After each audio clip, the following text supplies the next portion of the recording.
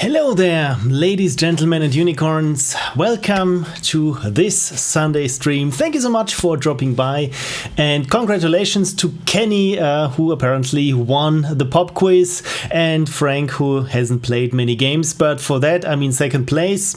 Still quite the achievement. So thank you and good evening, or whatever time of day it is on your end. Again, thank you so much for dropping by. Yes, after playing all those Ludum Dare 48 games of you wonderful people, as always, I finish off with my Ludum Dare game, talk about the intentions and the realities of game design. And as always, I do a live code review. So if you want to ask questions about how certain things work.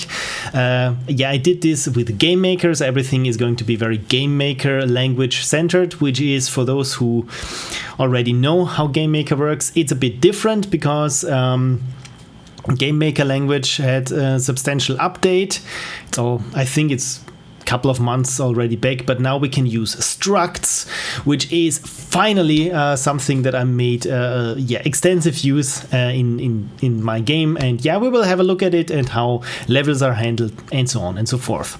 So again, thank you so much everyone, all 8 viewers. Hi mom, so all 7 viewers who are watching right now.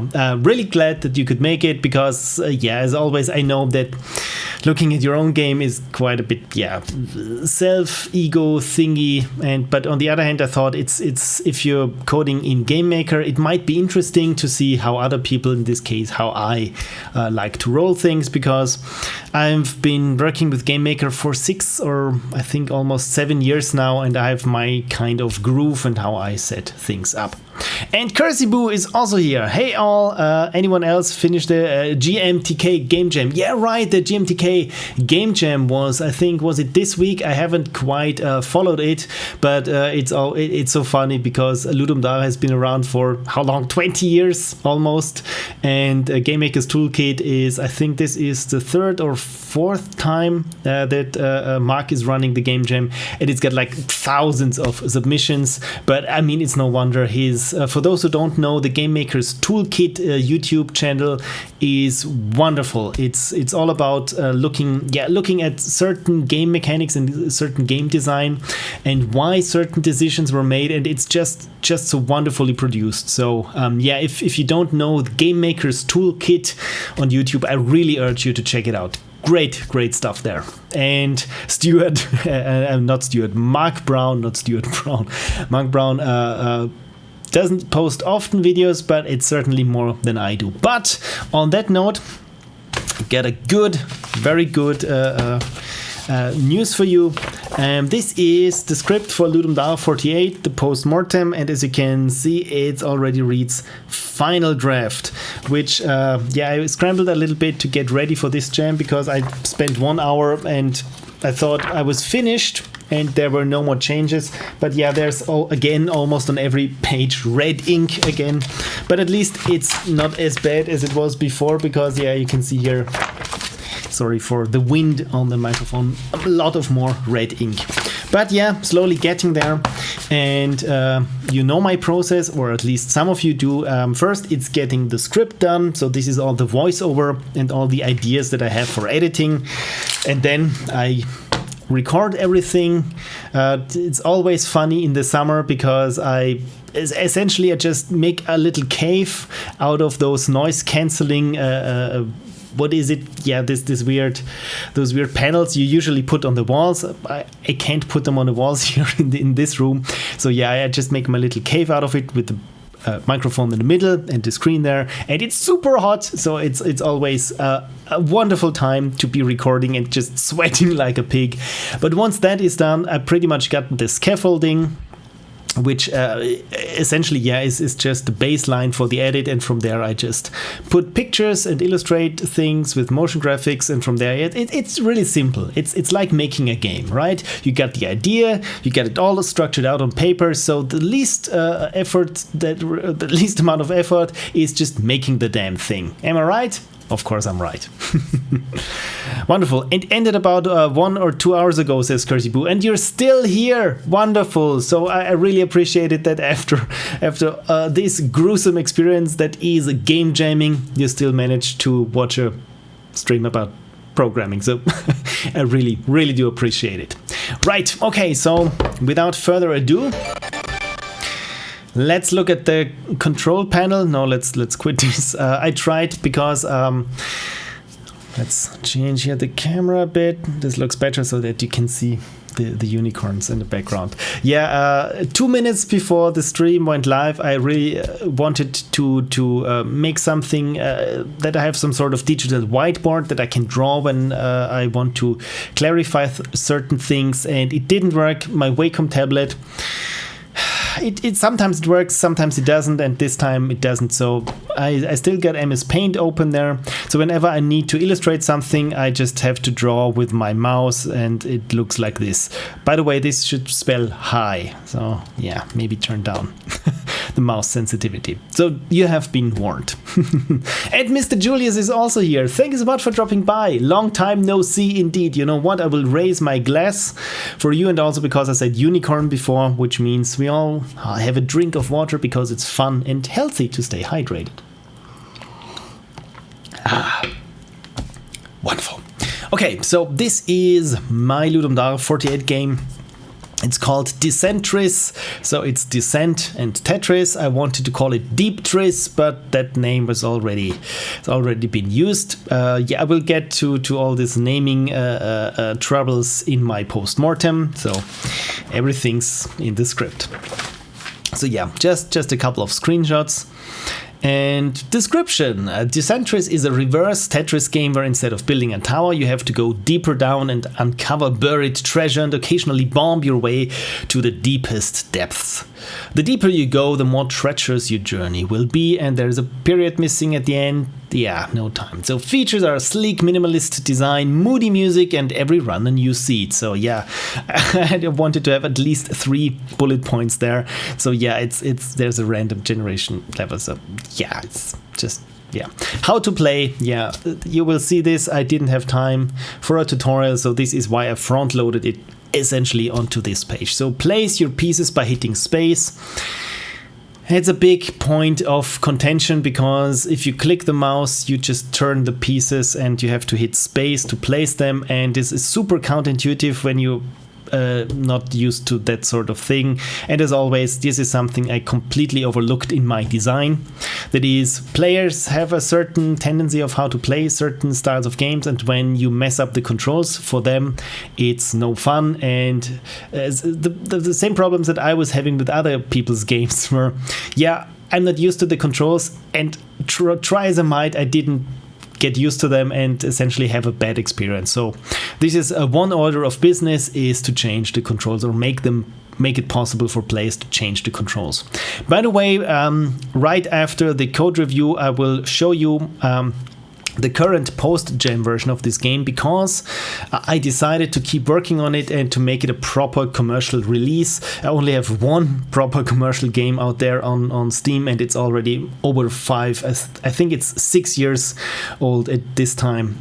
Also made with GameMaker, so I thought I really should make something new. And now with this game, because it was very well received, I thought, yeah, now I polish the crap out of this and make this a proper full game. So I will show you with how that looks like.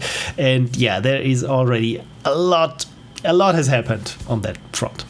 Right. Okay, so place your pieces by hitting space. They always must connect to the initial shaft, the one on top of the screen. So yeah, you always have to connect them. But beware, with each piece you place, the screen scrolls further down. If you can't keep up, it's game over. To collect treasure and bombs along the way, just place your piece on top of them. Some rocks you can blast, provided you have a bomb to do so. Just move your cursor over the obstacle and hit space to place. If you can't blast an obstacle, it's too hard and you need to go around it. So the controls, the tutorial will tell you also. Bullshit, there is no tutorial. Classic copy-paste error. Bad, Phil, bad. So mouse to position your piece, space to place, left mouse button to rotate the current piece counterclockwise, and right mouse button clockwise. Enter to pause the game, and escape to quit, because when you're programming, and especially when you're just making a prototype, it's always handy to have escape and everything is just terminated, right?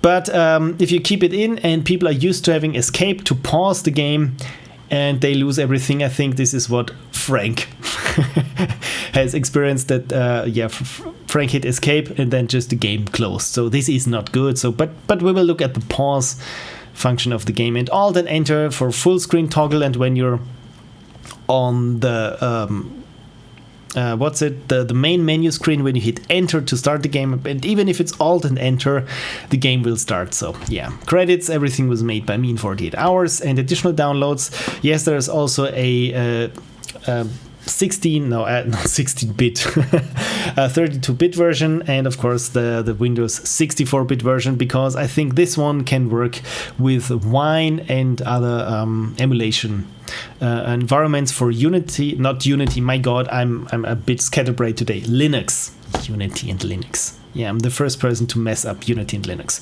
So overall, the results are amazing. I never thought that I would place this well with such a simple game, but here we are. So thanks everyone who played it and rated it.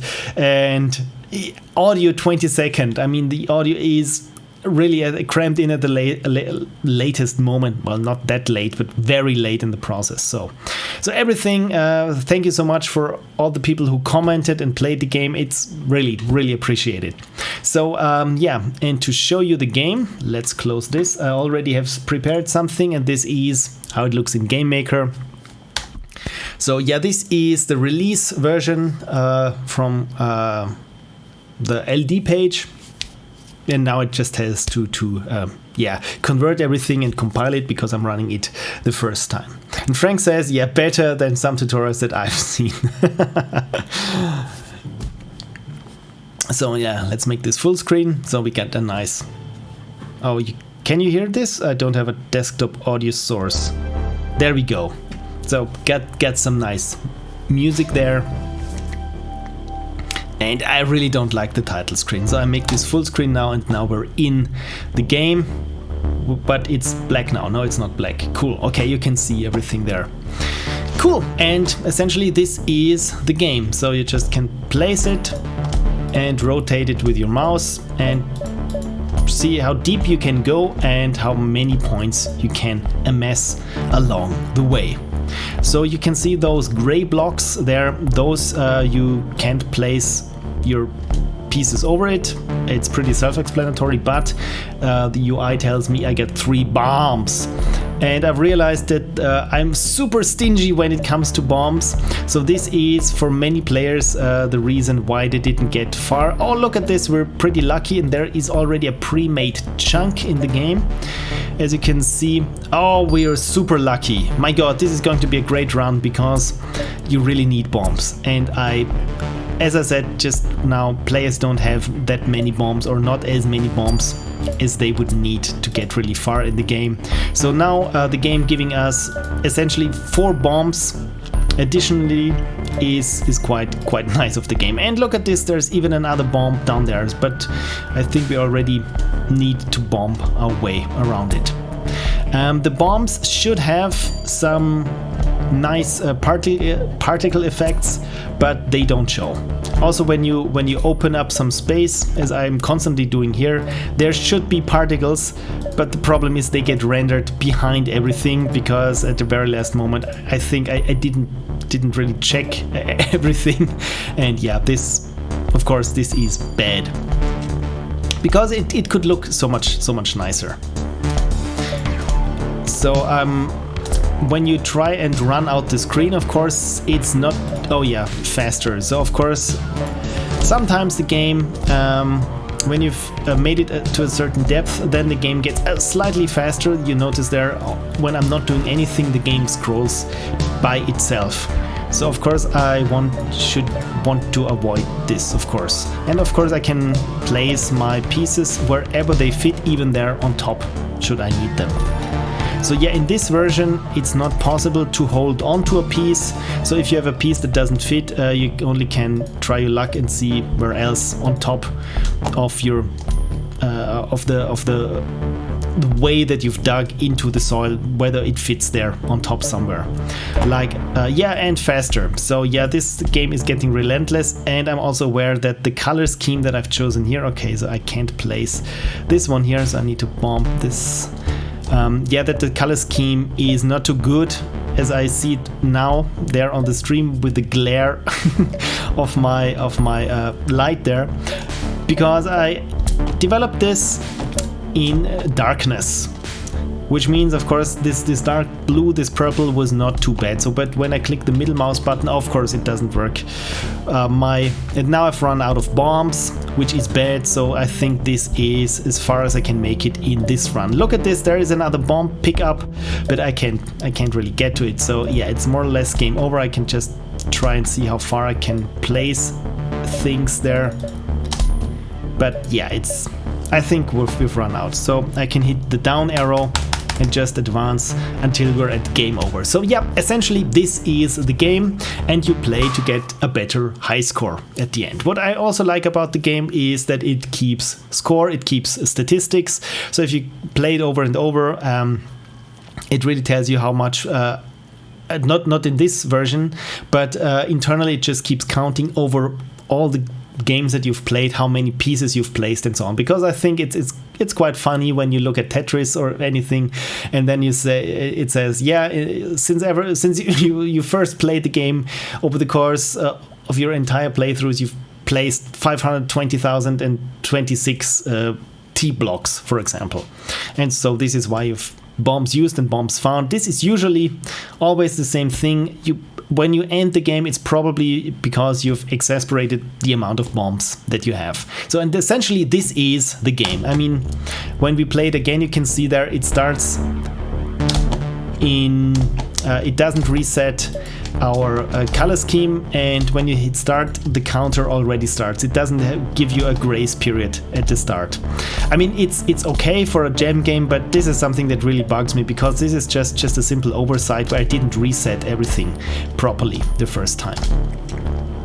What I'm very proud of is that this was the first time that I actually made use of the DS grid data structure in GameMaker that is possible. And also look at this screen shake. There we go. It's very subtle, but and faster we go.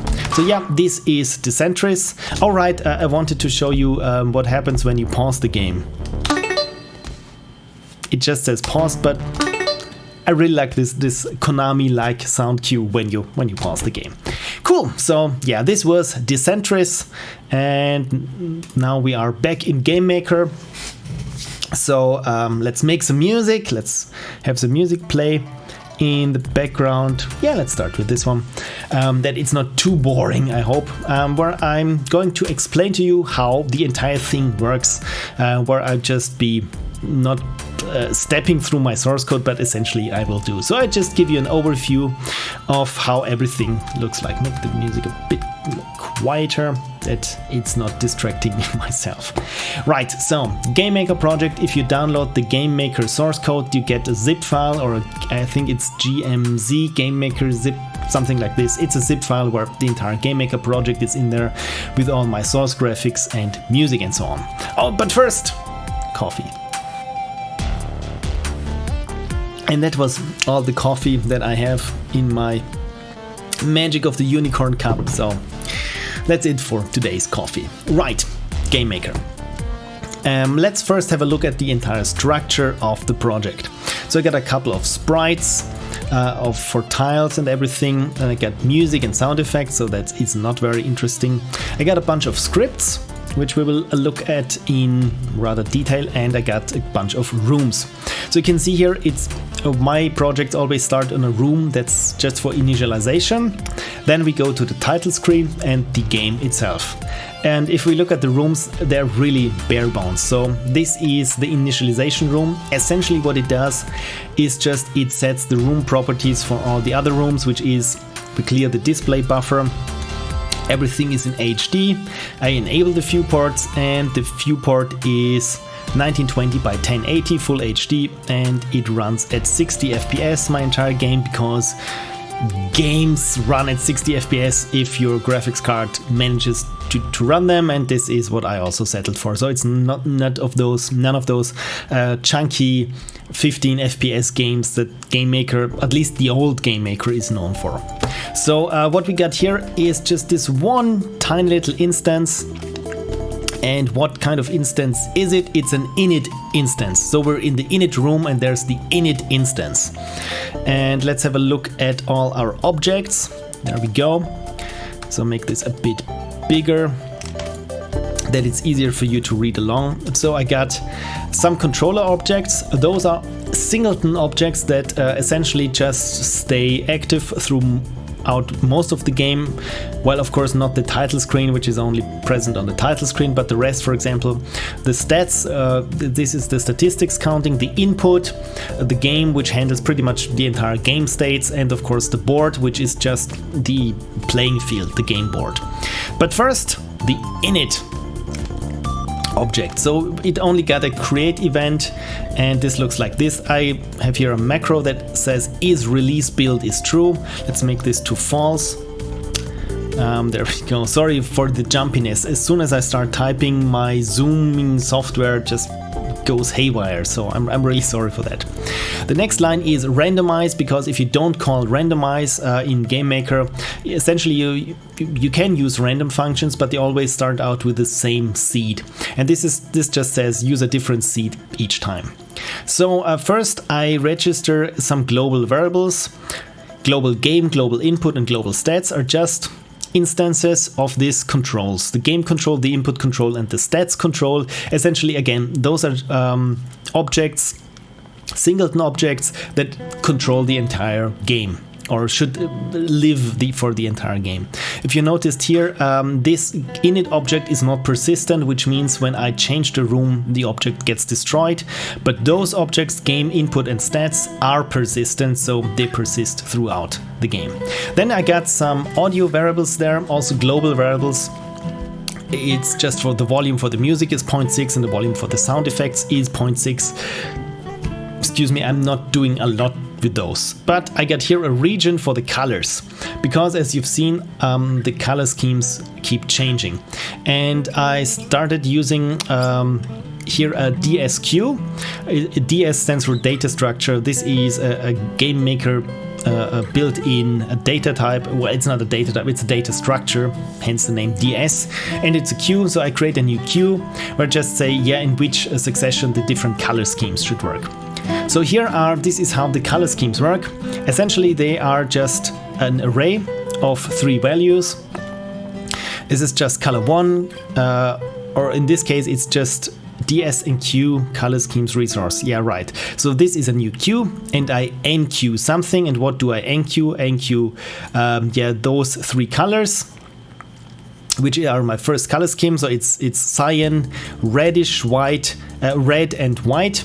And then the next scheme is yellow, brown, gray, and so on and so forth. So those are just arrays with 3 entries that go onto a queue. And yeah, essentially when we're done, the queue refills itself. So the color schemes is just a queue that I create there again from the resource. So I got 2 queues. One queue stores all those resources and fills up the other queue. And when the other queue, which in the game is exasperated, that it refills the queue again. So it's very simple. It's just a queue that fills itself. So I got 3 colors: color 1, color 2, and color 3.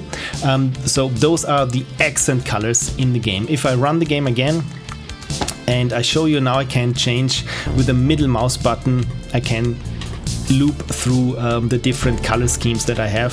So it's always 2 important colors when I'm here in the game. This one color, in this case it's green. This is the primary color. The secondary color, this is the red in this case, where things don't work, and the other color is gray. And I think it's always various kinds of gray. So here it's very dark gray and here it's very light gray. But essentially this is how it works here with the colors. So, and once we got the color scheme set up and references to all our singleton controller objects, we go to the next room, and the next room is the title screen. before looking at the individual objects, as we have here, the game and the input and the stats and so on, let's first have a look at the title screen room itself. And this is how the title screen room looks like. I still got here a glow instance, which I forgot to take out. So yeah, it's just a glow effect there that I didn't place. And again, here I also got just one little instance here in addition to the glow, and this is the control for the title screen. So what does the title screen control? It is not persistent, and it got 3 events, once when you create it, once that runs every step, and one for the draw event. So in the create, I just assign it 2 sprites. So when I launch the game, you will see it starts with one color and then the other just slowly fades in. So you can see here, and now this shadow, this glow fades in. This is pretty much everything that happens in the title screen. So, and this is just what I have a sprite of color A and the sprite B, which is just the shadows, the glow, and yeah, I'm just defining how fast those are faded in. So the alpha for A is the alpha plus the alpha step, which is the room speed. In this case, it's 60 frames per second times. So it takes 4 seconds for the glow, for the shadow.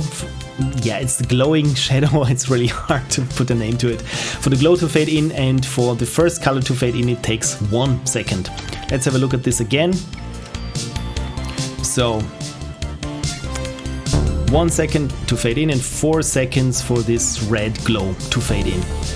And again, it does just add up to the alpha, and here in the draw, it just draws the title image at these coordinates. It really, the most important thing is that it just here draws the alpha. And the sprites themselves, for those of you who are interested, where do you have it? I think titles, no, titles and titles. Where is it? Plates. This is, there we go. So we got the main menu. This is the original design, which was hard coded in terms of color, but I split this to one color, no, not this one, to the first color, which is this, is just white, also this gradient there, and the other color B is just the gradient from the bottom and this glow effect there. So it's really super simple. I just wanted to have some sort of animation there, and this is the glow sprite which I opened up, and all the other sprites, you know what, let's close pretty much everything there. So yeah, this is the title screen. Okay, but now for the interesting part, that is the game control. So how does the structure of the game, how does it work, right? So let me open up here the control for the game. And this game controller also got a create event, a step event, and the draw GUI event. So essentially the entire thing is realized or implemented as a state machine, a solid state machine essentially. So first, first I thought that this game control is just for the running game and not the entire game, game in a sense, the entire application, so which encompasses also the title screen or the pause screen and so on, and the game should be just concerned with the current game that's currently running itself. But that's not the case, so this control game is doing both things, running the game and also running the actual game that's in progress. So the app, the software as the game, and the game itself. My god, I should have picked different words for this. And Milestones Games Twitch also made it. Wonderful. Yeah, just in time. So you've missed the title screen, but yeah, now we're really in the thick of it. That is the state machine for the game. So first thing, again, it's persistent. And what do I do here in the create event? Well, first, the score title, the score depth multi, the score gems. So this is just for score keeping, for how many points you get for something essentially. And of course I get a multi, so the deeper you get, this multi, all the scores that you get when you, for example, you collect a gem, gets multiplied with how deep you are. So the deeper you get, the more points you get. I think this makes sense. So then is how many bombs the player. I start with, I give the player initially, so it's just 3 bombs. And now we're here. This is pretty much essentially how you set up the game. It's just how many points the player gets for certain things and how many bombs they start out with, and the rest is defined elsewhere. So for the display is sprite next piece. And this is, if we play the game, everything is made out of little blocks, right? And when you play, and here this next piece here, this is what sprite is defined here. So out of which sprite block this next piece is, and if you look closely, it's also here, this preview is made of the same sprite. So this is what this defines here. Then tile W and tile H is just the width of the sprite of the next piece, and it's just the width and the height of the sprite. And the scale, the next scale is 0.05, so as we've seen, it's just half the size of the sprite in the little preview window. So then of course I assign here all the sounds. It's just another layer of abstraction. I don't need it really in this game, but I just thought when I want to change just that I just can do it in one place here, and this is in the create event of the game. So all the sounds for sound placing, rotating, deeper, faster, invalid, and so on and so forth, those are all the sound effects that are defined here and nowhere else. Okay, so the UI bar X1, X2 and X3. Yeah, this is where the UI is drawn. Essentially it refers to the starting positions, the X starting positions, because here, for example, here this X, everything here is aligned on this X side here, and everything here is aligned on the other X side, and of course there's the playing field straight in the middle. So yeah, this is just where this is assigned, that I have it in one place. I think this is what it is. I haven't looked at the code in months. So then the current piece, the next piece, and the current music, I'm just initializing those values to none. And on the real Alex Parker is also here. Thank you for dropping by. Good evening. So yeah, the current piece the next piece is defined as none or no one, which internally defaults to the value of -4. But you can use I use it to initialize values where I know, okay, they haven't been set. And this is, yeah, I need to use this variable, and this is why I'm defaulting it here, initializing it here to no one. Things that I really like is enumerations, because it's like exchanging, giving numbers names.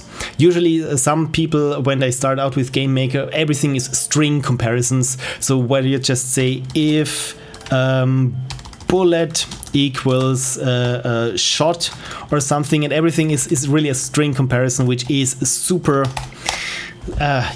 not the best style. And also the real problem is that it's slow if you do this multiple times per second or per frame.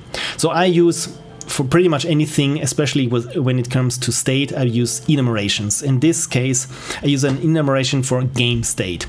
And I get here init for initialization, and then main ones, main high score ones.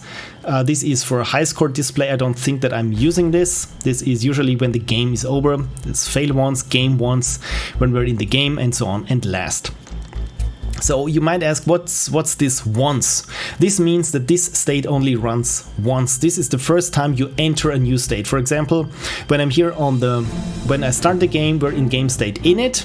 When everything has been initialized, I set it to main once, which just says, okay, the first time we're on the main menu, I run this block of code, and then we're in the state of main, where it runs this every frame. This is essentially, for example, if you want to start the main menu music, you only want to start it the first frame, the first time you're in the main menu, not on every frame that you are in the main menu. And this is how I do my state machines, that they always have a once. I call them once because it runs once when they have a state that runs once before defaulting or not defaulting, looping in the other state until a certain condition is met. Okay, now here it gets a bit more interesting. So I'm also defining here all the playing pieces that you have. In Tetris, that would be the Tetris pieces that you have. In this case, it looks super weird, right? I create a new list data structure, which is essentially just a list, and to this list I add a string. But what the hell does this string mean?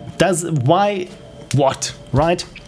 So let me find for you my notes. And essentially this is a string encoded piece, right? So the first 2 digits, they define the grid in which something is. In this case here, 5 by 5, or here 3 by 3, or just 1 by 1. And the next the next is just the data, right? So in this case, this means, okay, we're on a, let's start here, on a 3 by 3 grid. And the first 3 grid cells from top to the right are just 0, 0, 0, empty, empty, empty. But then there is filled, and the next one is also filled, and then it's empty and empty, empty, empty. And this is how I encode the playing pieces. And let me, oh my god, let me zoom out here. And Mutex is also here. Wonderful, good evening. And yeah, let's switch over to the full cam so that it's a bit easier to read. So essentially this is how I encode the pieces. So for example, where is my, there we go. So for example, for this T piece, I would write 3, 3 for 3 times 3, and then it's 0, 1, 0, 1, 1, 1, 0, 0, 0. And this is how I encode my playing pieces in this way. And because I'm also rotating it, it always has to be centered. And this is why here the eye, the long tetromino, uses actually a 5 by 5 grid, so that it's mostly in center. And also Space Monkey is here. Thank you so much for dropping by, Space Monkey. Yeah, you're just looking at how I encode my playing pieces, right? So this is the pieces of the list of simple pieces, because you've probably noticed when you start the game, the first pieces you play with are very simple. They are just like here 3, it's just a 3 across, just 2 across, and this weird L shape there, and just a single block, right? And the further down you get, the longer you play, then your bag of pieces, the pieces that are available to you, get augmented by the tetrominos that we all know from Tetris. Let me increase here this a little bit further, that we get to this point. So I think, yeah, now we are here, this Z piece, right, the I, then the S, and again the simple ones, and the T piece, and so on. So this is what happens here. So first we start with the simple pieces, and then we get the standard pieces, and this is what they are called, the I, L, J, T, S, Z, and O, right? But then we got even the advanced pieces, and they don't show up in the game because nobody, including myself, has ever made it to this depth that these weird pieces show up. And they have these values as D1, D2, because they don't look like any letters or shapes anymore. Let me see if I can find them in my notes. I'm super organized. I think LD48, there we go. Look at how organized everything is here. And there I got, yeah, there we go. So it's those shapes there on the bottom. You can see they are super weird, but allow you to bridge, for example, certain areas with a lot of obstacles. But yeah, nobody ever got to see them. Right, so those are just the different pieces. So it's just a list of strings for each set of pieces. Then we got some process variables. So the pieces list current is the pieces list standard. Again, I'm just assigning values here. Then the pieces queue, of course we got a queue of pieces, and the how to choose pieces for games like this, for Tetris, for example. I will get to this when we're in the game later, but it's not a simple random, it's not just, yeah, pick a random one from what's in the set, right? Then a board says none, because this will be the handle to the board control singleton. Then the state, of course, when you start the game, we start it at state init. And again, it's so much nicer if you use enums, because it really tells you what it is. You could say game state 0, but when you have more states and you're at game state 15, you have no idea what this means, and this is why I use enums, not to use string comparisons. So this is the reason for that. Right, player bombs. This is the current amount of bombs that players have. So this is why I usually have an init amount for something, because when I want to reset the game, and I only have here, where was it? Right on top, the player bombs. When I only have player bombs 3 and I subtract a bomb each time the player uses one, and then the player restarts the level, they still have 0 bombs, because it is a volatile variable, as I call them. So this is why I always have init values to just initialize everything back to those. Then we got here the step timer, and the step timer last is how many seconds you have, how many ticks, or in this case milliseconds, you have before the screen advances. And then there are certain it's not functions essentially. I mean, you could, or you should actually do this with functions, but how I structure my code is there are just if checks for these kinds of flags that happen once per frame, so that I know they only happen once per frame and where in what succession they happen. So if do restock queue equals true, then the entire queue of the current pieces gets restocked. If do rotate clockwise is true, then the current piece that you're holding gets rotated clockwise. Same with counterclockwise. Do place means the current piece that you're holding, now we're going to try to place it onto the board. Do init is the initialization. This is something a bit special. Oh my god, whenever I type something there on the keyboard, it just loses the focus where we're at. This is something that I do in most objects in GameMaker, is this do init equals true. Then of course do step timer. This is the timer when so that when the game is not paused, that ticks down for how long it takes for the game board to move up one. And do next piece equals true, which means it picks the next piece from your pieces and displays it as the next piece, right? So now about this do init equals true. If you've watched some of my code reviews so far, you know that this is how I do things mostly, because I will explain it. I will just explain it again. And Frank is going, and I'll have to watch the VOD later. Oh, thank you. You don't have to, but I really appreciate that you do. So have a great night and have a great week, Frank. Right, I will just explain it again, and I try to do it here with the help of MS Paint. So again, we got in GameMaker, we got a create event and a step event and a draw event and so on and so forth. So when one object, let's say here, this is the code of another object. This is, you know what, let's make this create and step. And I will zoom in a little bit. Okay, so right, there's my pen. Yeah, so we are here in the code of something, and I want to create an object, and I just say create instance of this object here. Then as soon as I say create this object here, then in this instance the entire create code is run. So this entire thing runs, right? And then I want to change certain values. For example, I want to create a new tile. And I say, yeah, please create a new tile, and all those values from here are set. But then I say, yeah, but I want to change, I want to say that this tile is an obstacle. So I change it to type to obstacle, right? But then when this is done, and the next step runs, the create already is over, because when I'm checking, for example, what type are you? Are you of type soil? Are you of type obstacle? I can't, in this construction, I can't change it here, because once it's created, it already has all those values, and the first time the step event is run, it runs these values. So what to do? And in my case, this is why I have this do init. So this means once I create something, all the default things are run. But then I can set, for example, type is of something, yeah, let's say a tile type equals soil, right? And then the first time this object actually runs, it says do init, and this just only runs once, and there it says, okay, what type of tile you are.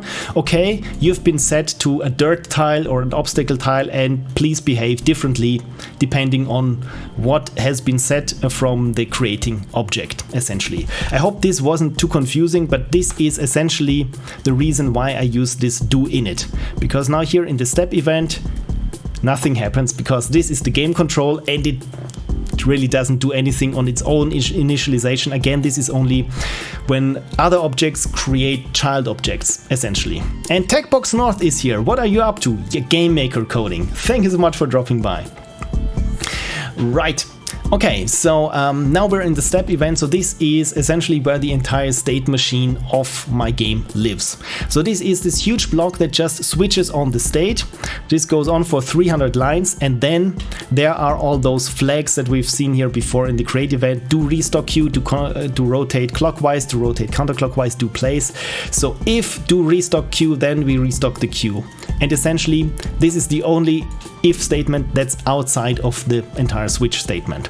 So let's have a look at the switch statement because yeah, it's quite substantial. So the game starts off in the initialization mode, and also the game object is in the initialization mode. So we say we're in init, but if the room is of room title, well then we switch over to main. This is the main menu, essentially, to main once. And how do we know we're in the room title, or why do I'm doing this check? Just to look at the initialization object that creates everything. Once it has everything created and set up, it goes to the next room. And essentially, we don't know how long this takes. Usually it just takes one frame, right? But we can't know this. So this is why when we're in the init state, for how long, it doesn't matter how long we initialize, but as soon as initialization is complete, and I know it is complete because we're on the title room, then we switch over to main once. And again, this only runs once, because when this is done, it goes to the regular main state.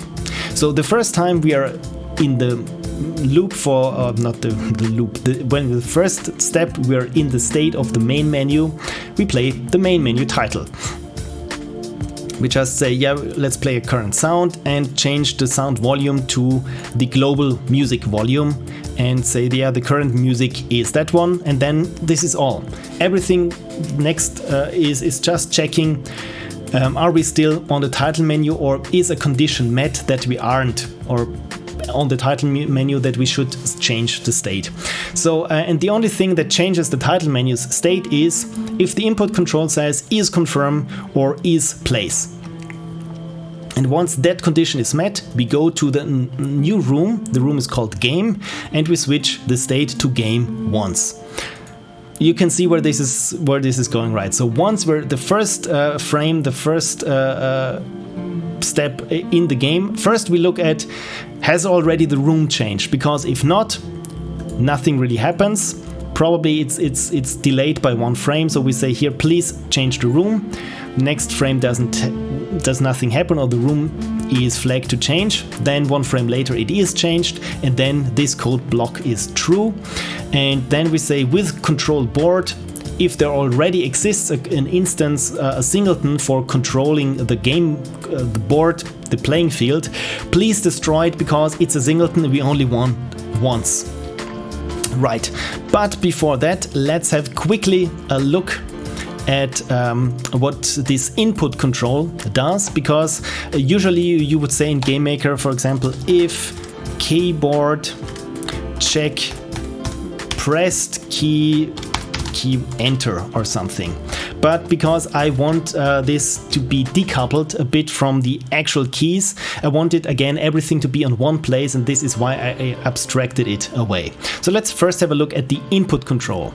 Again, this one is persistent over the entire game. And it has a create event and a step event. It doesn't need a draw event because it's not drawing anything. So here I'm just defining the buttons. Button end, button confirm, pause, restart, place, rotate clockwise and counterclockwise. So this just says escape, enter, F5, space, and mouse button left and mouse button right. It's not ideal that I'm mixing here keyboard keys and mouse keys, but it's a game jam game, so for that it works. Again, I got here flags, and those flags just tell me if one of the buttons is pressed in this current frame. So is confirm means that the confirm button is pressed in this very frame. Everything is false, and the pointer X and Y is also currently where the mouse is at. And this is pretty much how the create event looks like. And the step event is relatively simple. First thing is, yeah, the pointer of the input is just the mouse. I could change it to maybe something where you have, I don't know, move a cursor around with the controller or something. Doesn't matter, because I could change it here in the input control very simply. Then of course here I'm checking the macro, are we in the release build? And if not, you can press the left mouse button for a bomb particle effect and the middle mouse button to go to the next color scheme. But let's say we are in the release build, and there, if keyboard check pressed button end, and the button end is the escape, yeah, this is probably a little bit overstepping its competence essentially, or its domain, because the input control should not be able to end the game. But again, since this is just a small game jam game, it's okay that the game gets ended there from the input control. Right, so but if I say is move up, this is just for debugging. When I'm hitting down on the keyboard, then it says is move up equals true. When I'm hitting or is rotate counterclockwise, the flag is false, unless the mouse button of rotate counterclockwise is pressed, then it is true, again for just this one frame. And this is exactly how everything works. So if keyboard check pressed, in this case pressed means that when I'm holding down a button, it fires only once the first time I'm holding it down, and not as long as I'm holding it down. So this is super nice. If you want just to fire something once, you have to play it to release the button, use it again before firing the event again. So essentially, yeah, it's just bools, just flags that are valid, that are true just once in a frame. And so if I want to check if the player has hit pause, I'm just checking if in this object, if is pause is true in this frame. I don't have to check for any sort of keyboard or any kind of or certain keys. I can change it here. If I want to change the pause key here, I essentially changed it everywhere. So yeah, again, abstraction is super helpful, and my current version of this game with the input control also for, yeah, please don't disagree with me, Automated Unicorn. This is super important to abstract away the input.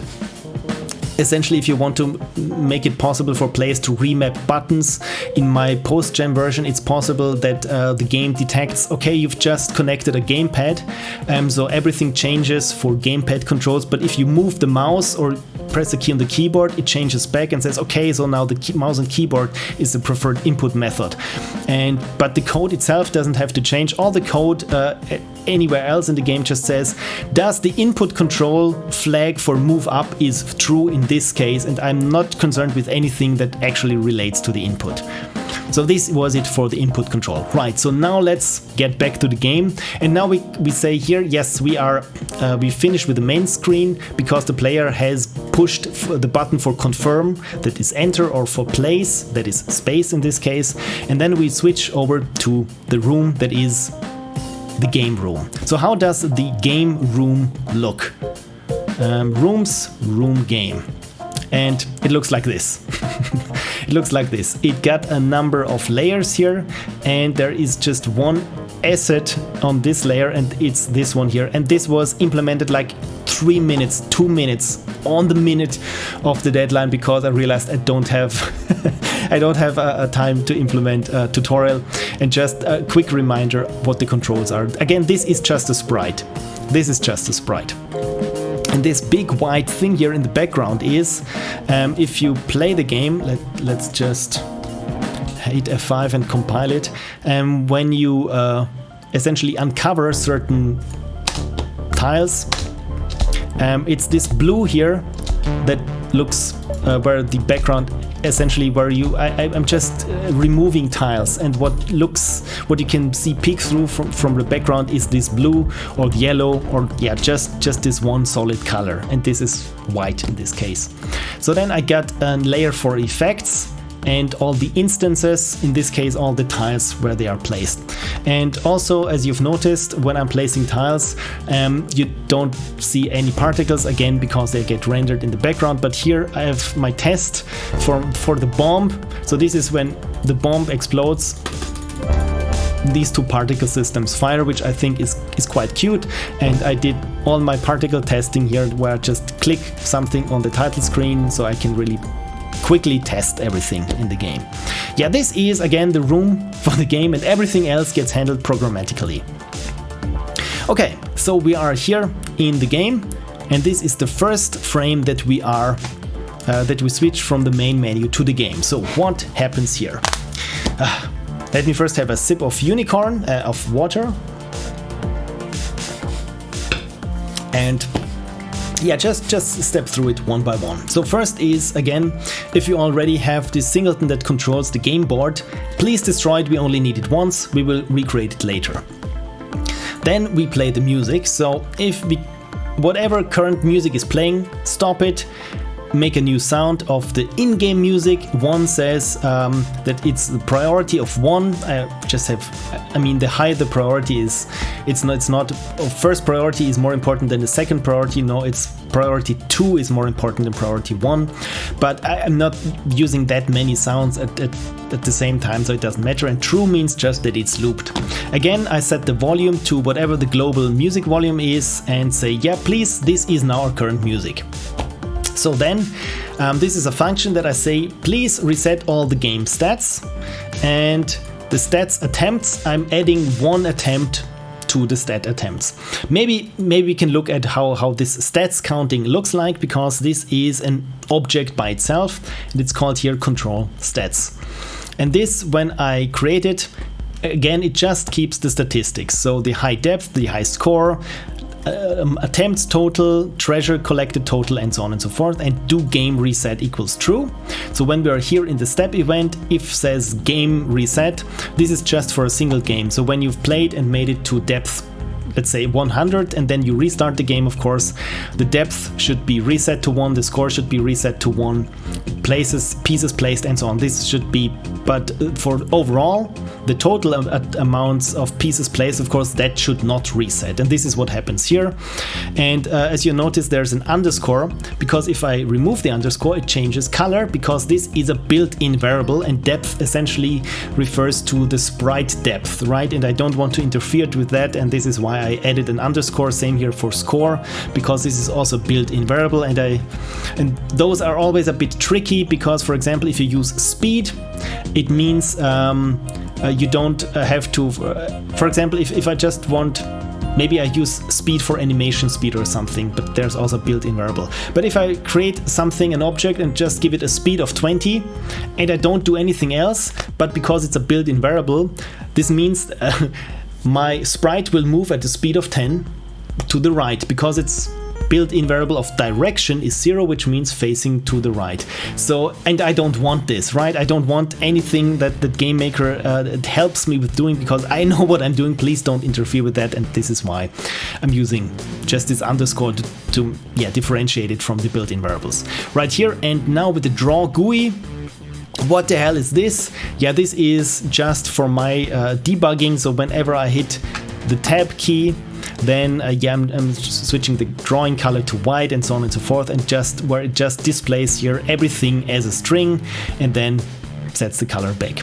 So let's quickly try this, and yeah, this is just adding up all those lines here. This is really just for debugging. So okay, so this doesn't work with the other font, right? So I should have changed it there to a different font, but yeah, when I'm holding down the tab key, I get all those statistics. This is really, this also doesn't make use of the input control, because it's for debugging. It's always going to be the tab key.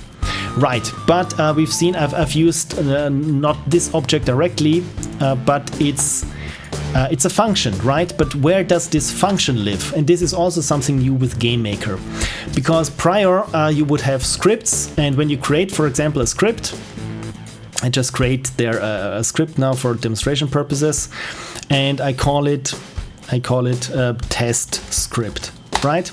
Then it would not look like this, but instead it would look like this, and pretty much everything would happen inside this text file, essentially. if I want to have multiple functions in one text file, this does not work. I need for each script a separate text file. But now I can use multiple functions there, and I think I can also use one-time use functions and so on.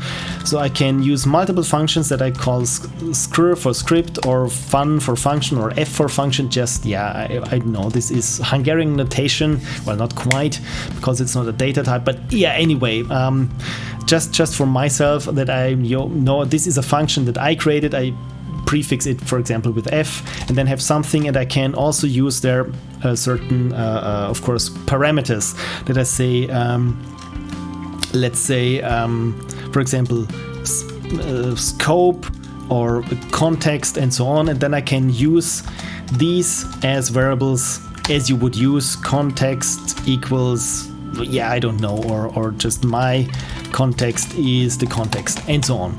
So which is cool, because now again it's much easier to write functions, because they look a lot like functions in other programming languages. Previously, if I wanted to use parameters, I could use parameters, but the only way to access those parameters would be, I think that was argument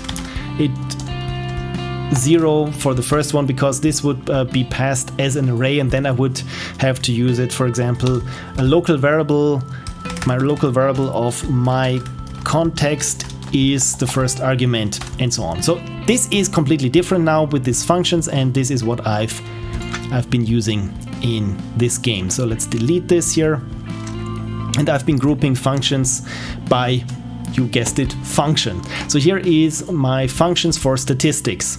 So you can see here, there I got stats game reset, I got a function stat depth, and so on and so forth. So if I close all those down, you can see there is a lot of functions that are super short, but what those functions do, for example here, stats game reset, what does it do? Well, with the global stats object, do game reset true, just sets a flag in our stats object. But when I say, for example, pieces placed and add, it does two things. For one thing, it adds whatever the variable is that we pass to pieces placed, but also to pieces placed total. So if I want to keep stats that are not just for this one playing session, but also for overall stats, I don't have to worry about it. I just run this function that says stat pieces placed, and the function itself will do the correct adding, essentially.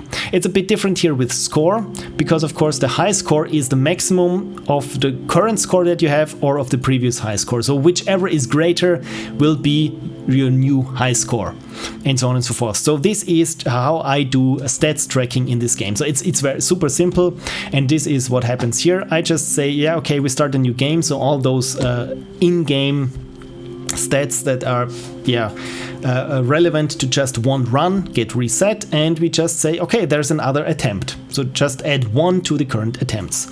Right, and now here is this big board. I mean, it's not that big, but I know that the control board is rather big. So this is our handle to the instance, to the singleton that we, if there already existed a control board, we destroyed everything, and just say here, yeah, our board. So game.board is the reference to the control for the entire board. This is super important, because the game needs to know a lot about the board, and there's a lot of interchange between, okay, the game needs to query the board for certain things and vice versa. Encapsulation, says Cursey-Boo, exactly. This encapsulation, again with GameMaker, it's not encouraged. As I always say, it's a free-for-all. Pretty much every object can modify, read, write to all other objects' variables. So you don't have private or friend or other sorts of encapsulation, or yet just hiding away certain things and exposing only the things you want to expose. No, you can write pretty much everything, which is super helpful and super easy when you start out and you just want to get things done and don't know a lot about programming.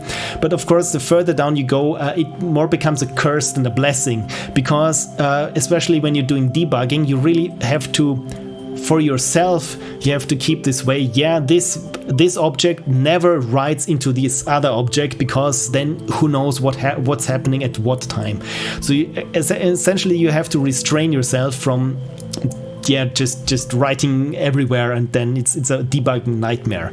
And you will see parts of this in this version, because it's possible in GameMaker language, and this is why I do it. It's a game jam after all. Right, so I create this new board control, and we will have a look at the board control in a bit. So then the next thing is we stock the queue. What is the queue? Well, it's the playing pieces that we have. This is a queue. And I say here, for all the pieces that we have, I'm just... let me zoom out here. So for all the sizes that we have in our current list of pieces, yeah, just pick one, right? So I'm just making a new queue, but I will shuffle this queue later on. So right now it's just taking from the reserve that we have pretty much everything. We copy it into a new queue that we will shuffle. So the next piece is this function here, string to piece, because as I've showed you before, right now all the playing pieces are just a list of strings, and we need to parse this string to an actual piece, and this is what this function string to piece does. We will look at it in a bit. Then of course the player bombs, the current bombs are player bombs initialized, what we initialized with, and T is just some text, and the text says ready. So this is when we start with, it just says ready in the middle. So this is, yeah, usually you shouldn't be doing this in the game control, but again, I just used it there, and it's good. So the next thing is we say that we set the flag to true to do next piece, because right now the player doesn't have a piece to play with, only a piece that's going to be displayed next. So when we say do next piece, then the piece that's currently displayed as the next piece becomes your playing piece, and out of the bag we pick one piece or the next piece in the queue that shows up as the next piece. I've made it sound much more complicated than it actually is. So once all this initialization is done, we just switch over the game state to game, and it says we're now in the game. And let's have a look at this entire case, because again, you can see here it's quite a long case, but again, this is where all the game logic happens. Before we look at what happens here in the board, I will try to see how far I can get explaining what happens there in the game state on each frame. Again, this is what happens on each frame. So first we say if the board instance exists, because if it doesn't exist, we can't do much, because a lot of the game state, of course, requires that we know in what state the board is in, or that there is a control for the board. Let's leave this out for the moment, and let's have a look at the other things. First, if do step timer, and again, this is the timer that's running, and so every 4 seconds it advances the playing field, and the further you get down, the faster this timer will grow.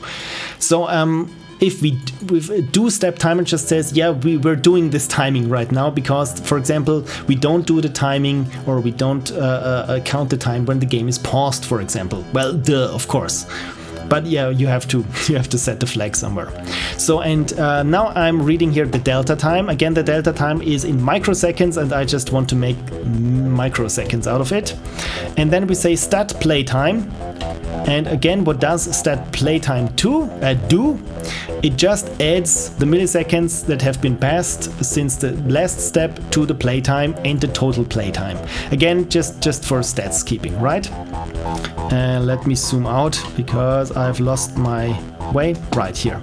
And the step timer, we decrease the step timer, because the step timer always starts out with the maximum amount, and then I just subtract each delta time until the step timer is equal or less to 0. So what happens when this step timer has run out? Well, first we play the sound, boop, of sound deeper, right? Then we the step time is the step time now, depending on the depth. What does step time now mean? Again, it's a function, and this function takes the parameter of what is the current depth of the player. And the current depth of the player we get by querying or looking at the stats, what the current depth is. So And here, this is in the scripts that says rules. So those are all the rules. For example, I have here the chance for the giant gem, the chance for the bombs, and so on and so forth. And you can see here row. All of those things depend on what depth we're currently querying, what depth this tile is getting created on, or in this case, what step time row, how deep we are. And here it says returns the step time depending on the depth. The deeper you get, the less time you have to place your piece each time, right? So if you're under row below 30, you have 4 seconds. If you're row below 80, you get 3.5 seconds, 3 seconds, and so on. And you get 2.2 seconds if you make it deeper than row 200, right? And this is essentially, this is it. Like, right, it's the rules. So I got all my rules there in this one place. So again, the timer just resets itself to, okay, what depth we're currently in, so how high do I have to be? So, and step time last is not the step time, because step time last is, let me find it where it's being set, because this is again, yeah, the step time. Because sometimes when we're here, for example, I think in the pause, then the step time doesn't advance, right? So change in speed, because the step time again, no, it doesn't have to do with pausing. Again, so when we are below row 30, for example, the step time is always the same, 4 seconds. But now it changed, right? So now we're at 3.5 seconds and not 4 seconds. And this means, okay, the game has grown faster, which means, okay, we play the sound, and we write faster, and we change the color scheme. And this is, and also there's a debug message. So this is all it does, is whether it checks that this amount of how much time we have to place has changed. And if it has, then again we play bark. And so once this has happened, then we say the step timer is plus the step time. I don't know why. Of course, yeah, of course, because we're here at 0, and then I add the step time to it to make it to give players just this one for one turn, because everything got faster. I award them a bit more time for just one piece, right? And the board do go deeper equals true. Okay, I think we should be looking at now what is all happening in this board variable. Again, this board object, this board singleton that controls the board behavior. Do go deeper means it moves everything up by 1. Right, so we're here still when we're in the state of the game is currently running. We haven't looked at what the board does, but we have looked at here what the timer does. Next thing is we're checking all the flags. Do get next piece. We've seen this when the game starts. Of course, we want to give the player the first playing piece they can play with. So then this flag is true, and once this has been run, it sets itself to false once it's through, right? So first we look at if the current piece, if the data structure of current piece exists, and this is of data type grid. So let's have a look at what this entails. Now it opened a browser. Let me quickly bring it up here.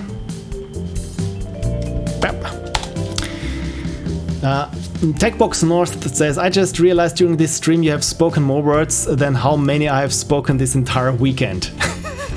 Probably also a lot faster, but rest assured, I don't think that I've spoken also that many words this weekend. Yeah, it's a very verbose stream, but thank you for still sticking with it. So, right, so the DS grids is array with 2 dimensions, but it allows you, it gives you some certain functions. For example, you can say set region, where you can set a certain region, or you can shuffle the grid.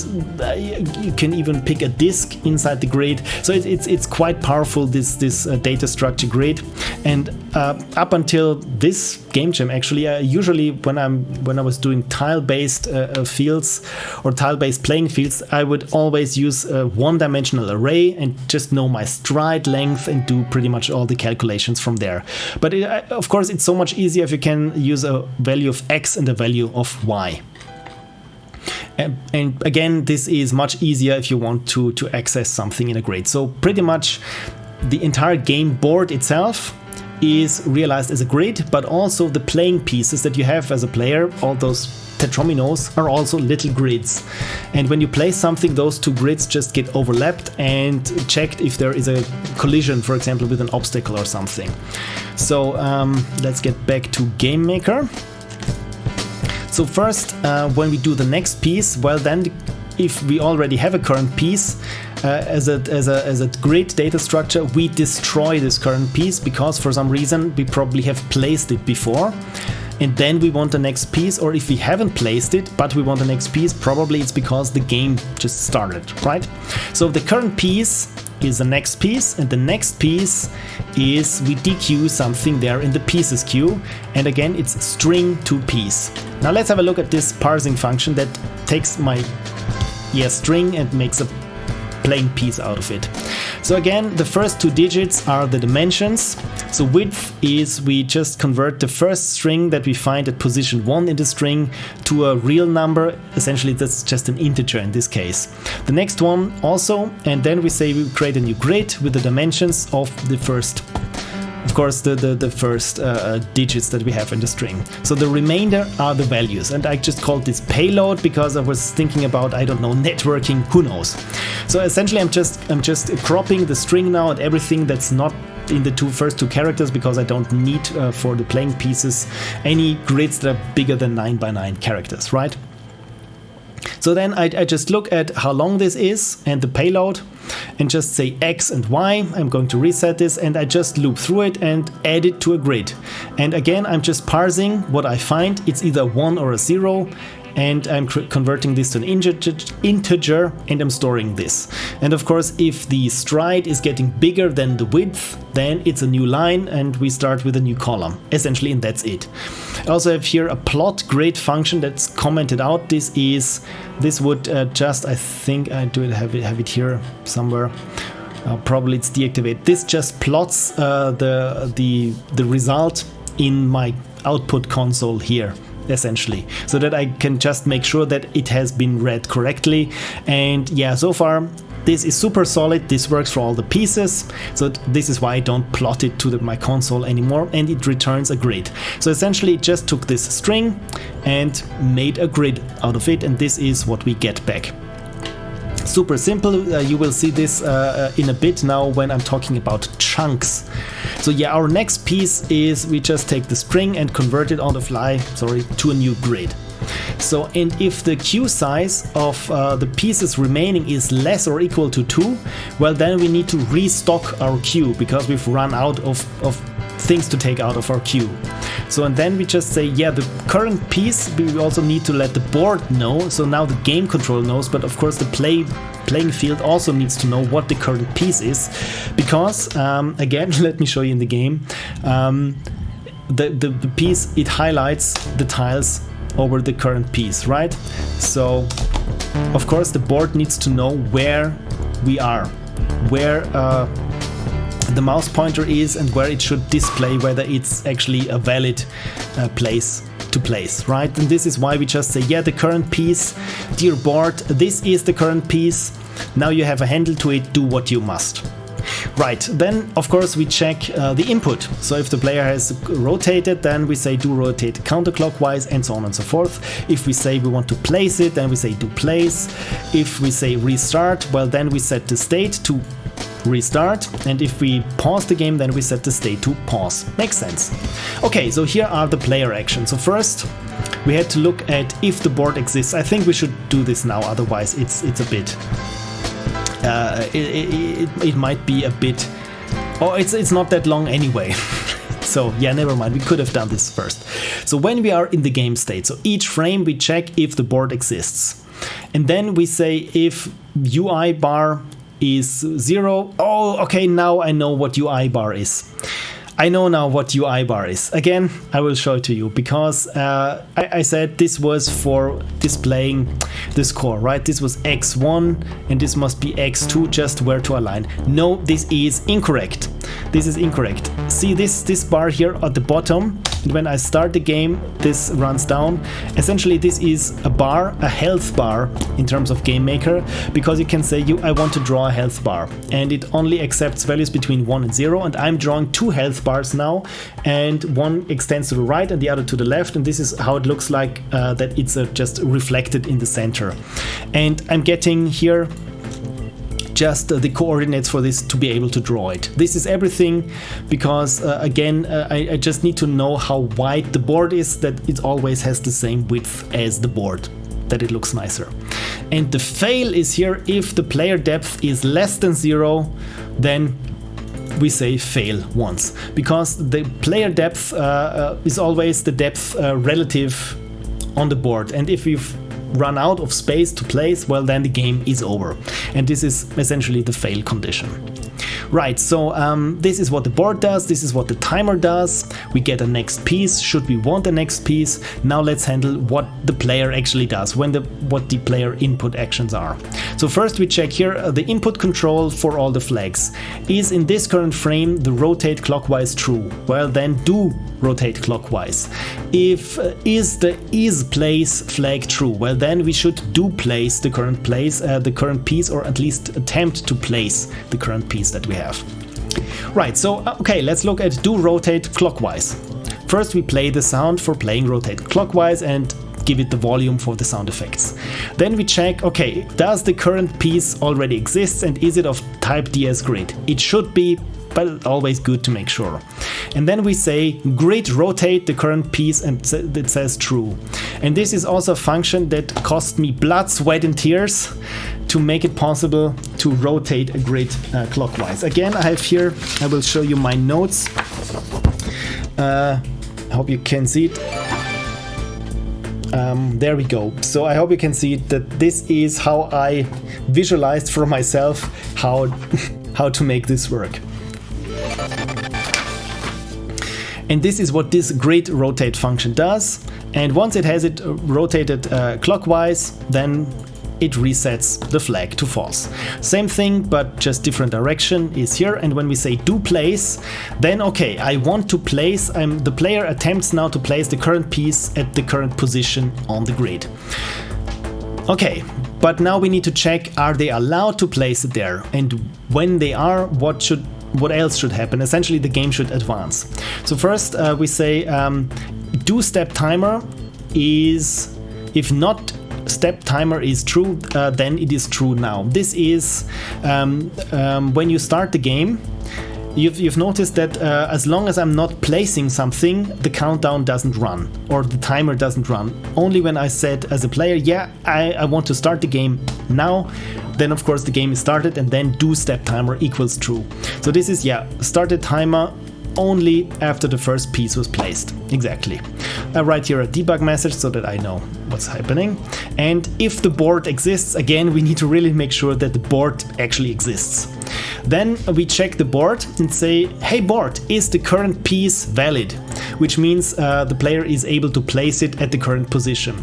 It's not valued. If it's not valued, then it displays this striped colored overlay, letting players know, yeah, you can't place it because the conditions aren't met, which means it's not connected to the initial shaft, or it's over an obstacle, or one of both.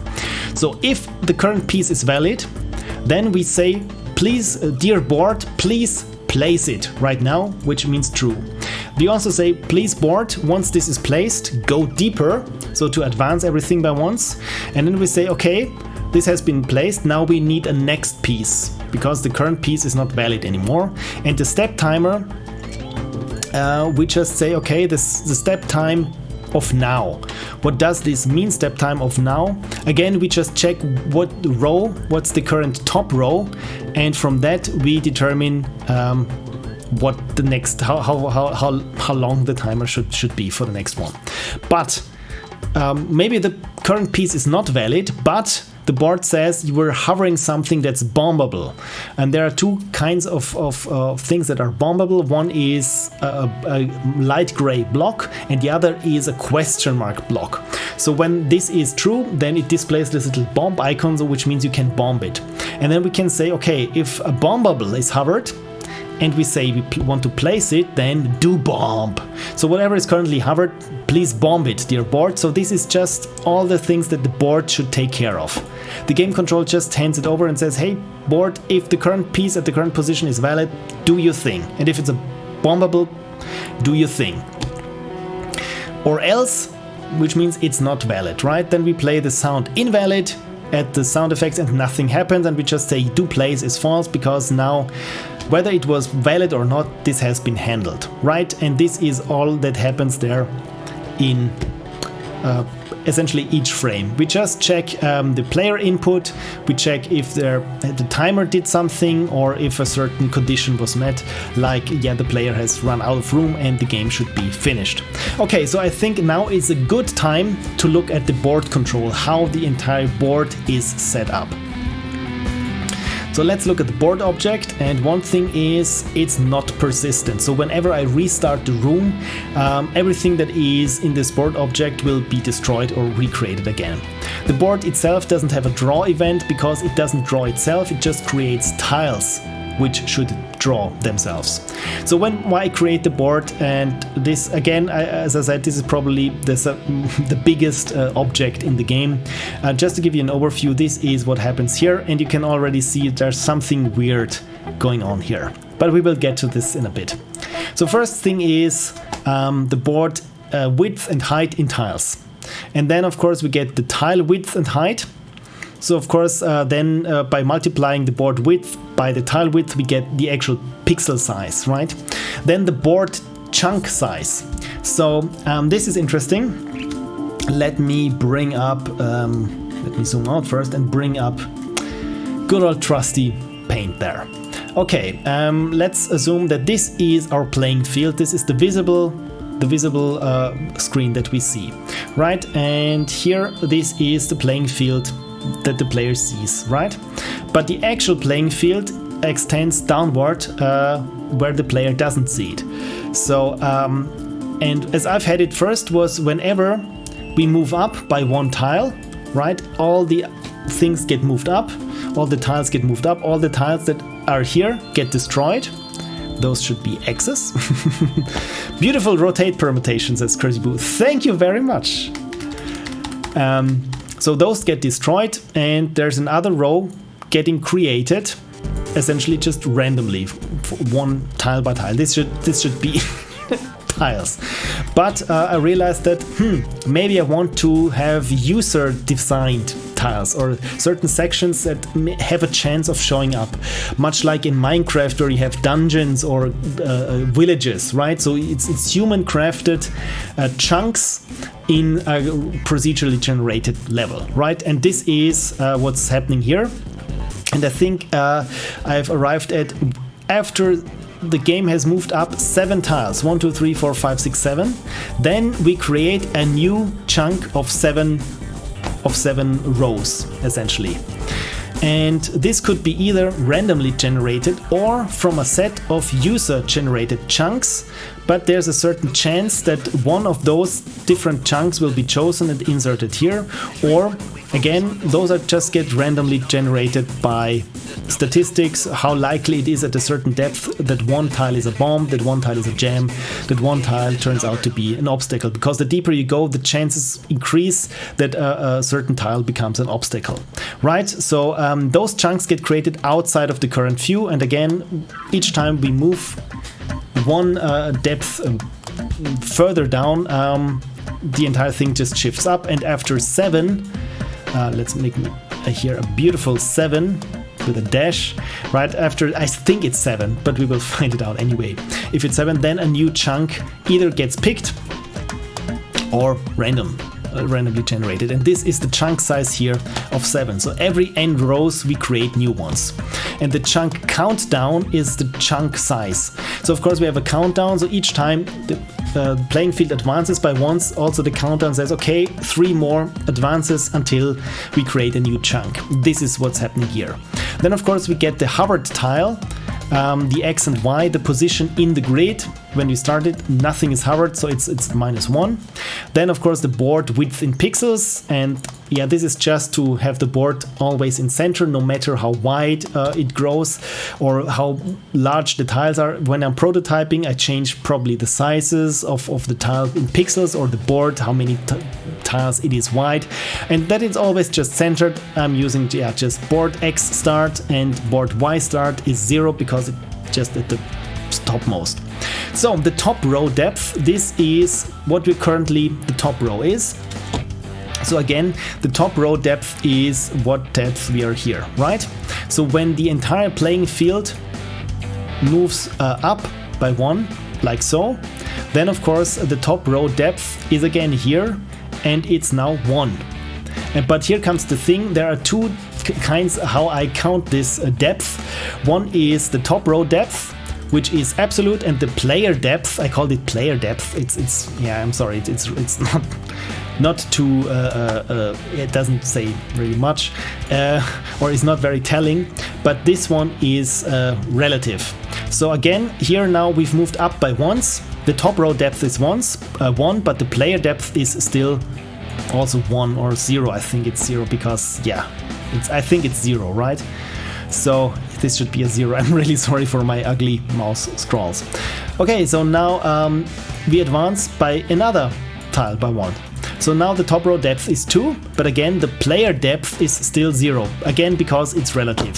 So if we have 5 rows down, for example, then the player depth is 5, but the top row depth, it's not the top row anymore, but would be 7. So I think you get the picture. So yeah, the important thing is top row depth is absolute and player depth is relative to what's currently on screen.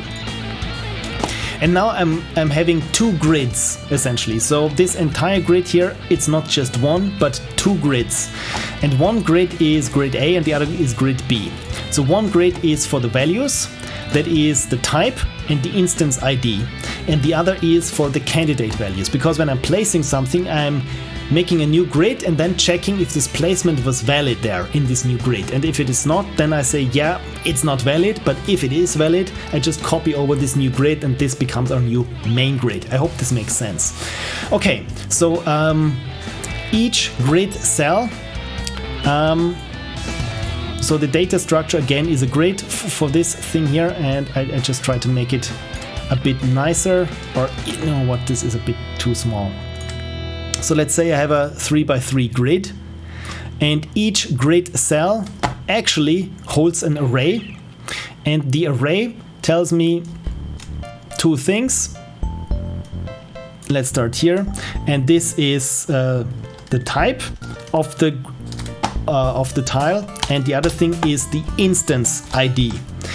And those are 2 different things, but it's super helpful to have them stored in one grid. So for each cell, let me just copy it over.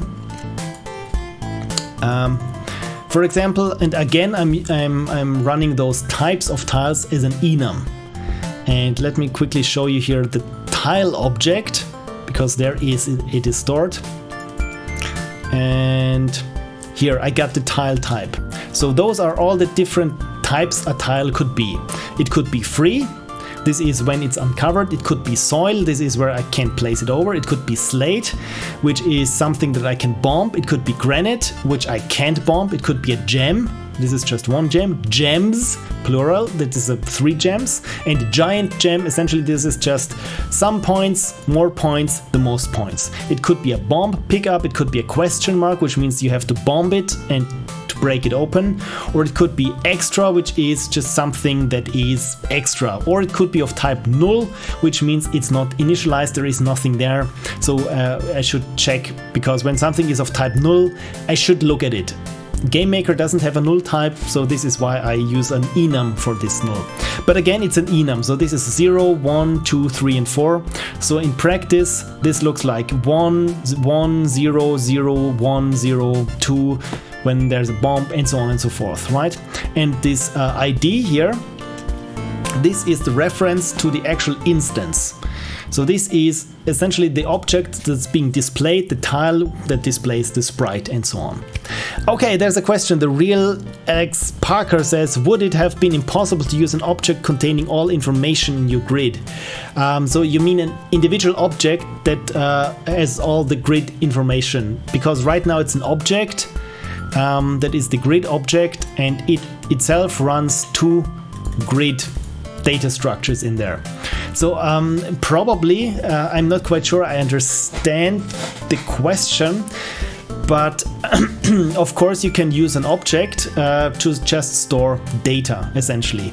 I'm using a different, I'm using this data structure grid to store data. I'm later using structs to store data, and I'm using, as in the case of the control stats, I'm using an entire object that just holds data but doesn't actually do much, where just other objects calling upon it.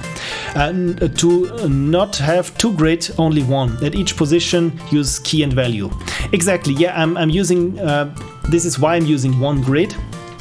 I had 2 grids before. 1 grid was just the type, and the same grid was just the ID to the individual tile.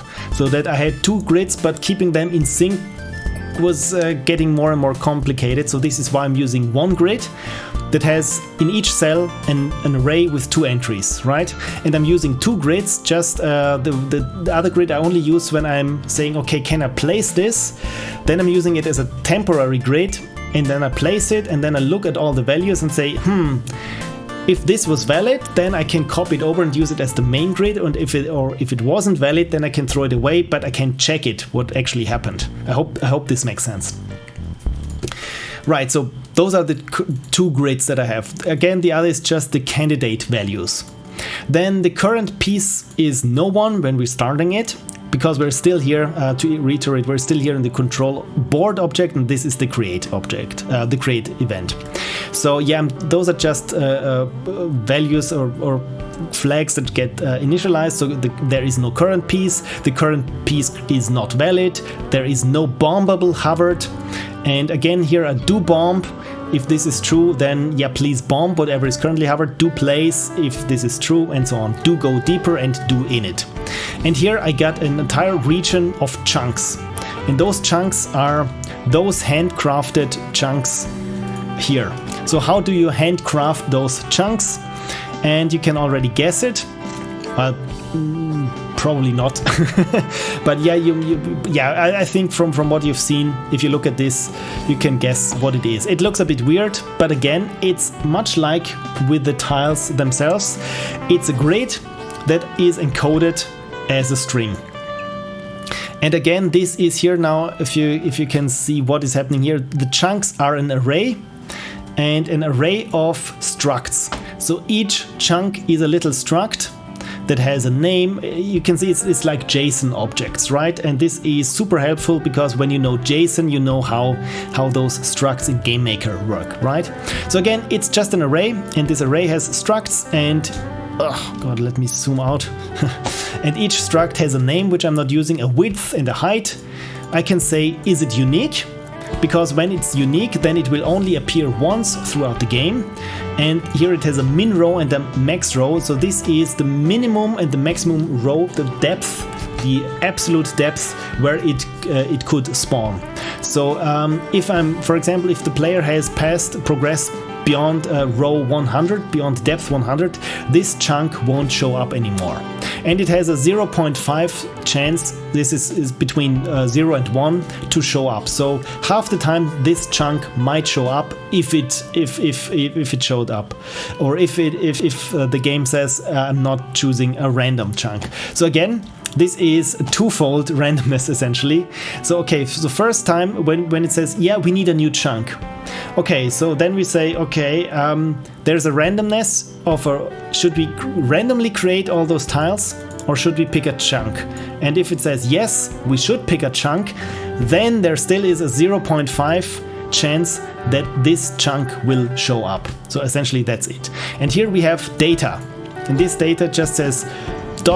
question mark, dot, and so on and so forth. So What does this mean? Because it's a lot of question mark, and here there are some X's as you can see here, but lots of them are question marks. And this doesn't really mean a lot, right?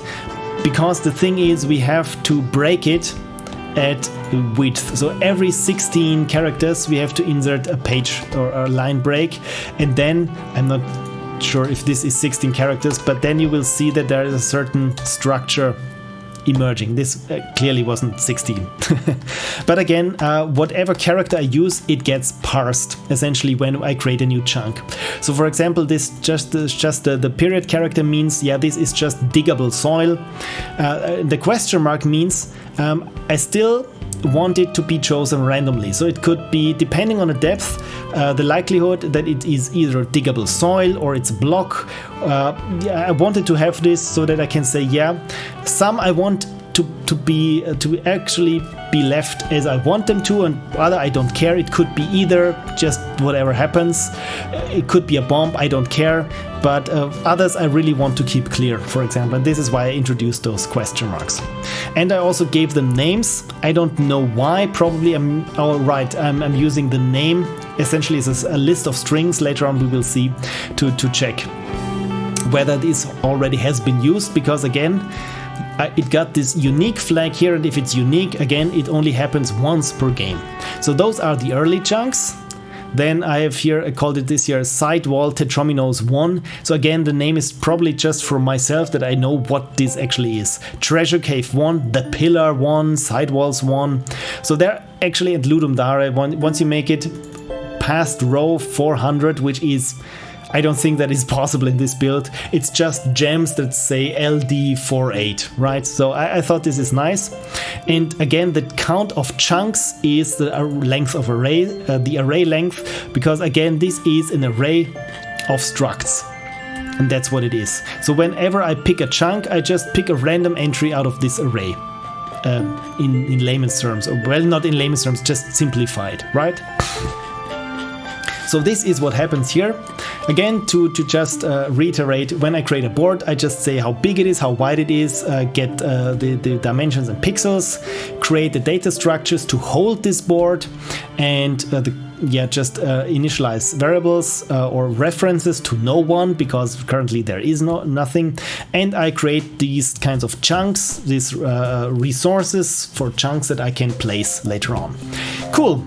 So what happens there in the step? So first, this one here is do init. So the first time this object, after it is created, it gets initialized. What happens here? First, we create a board.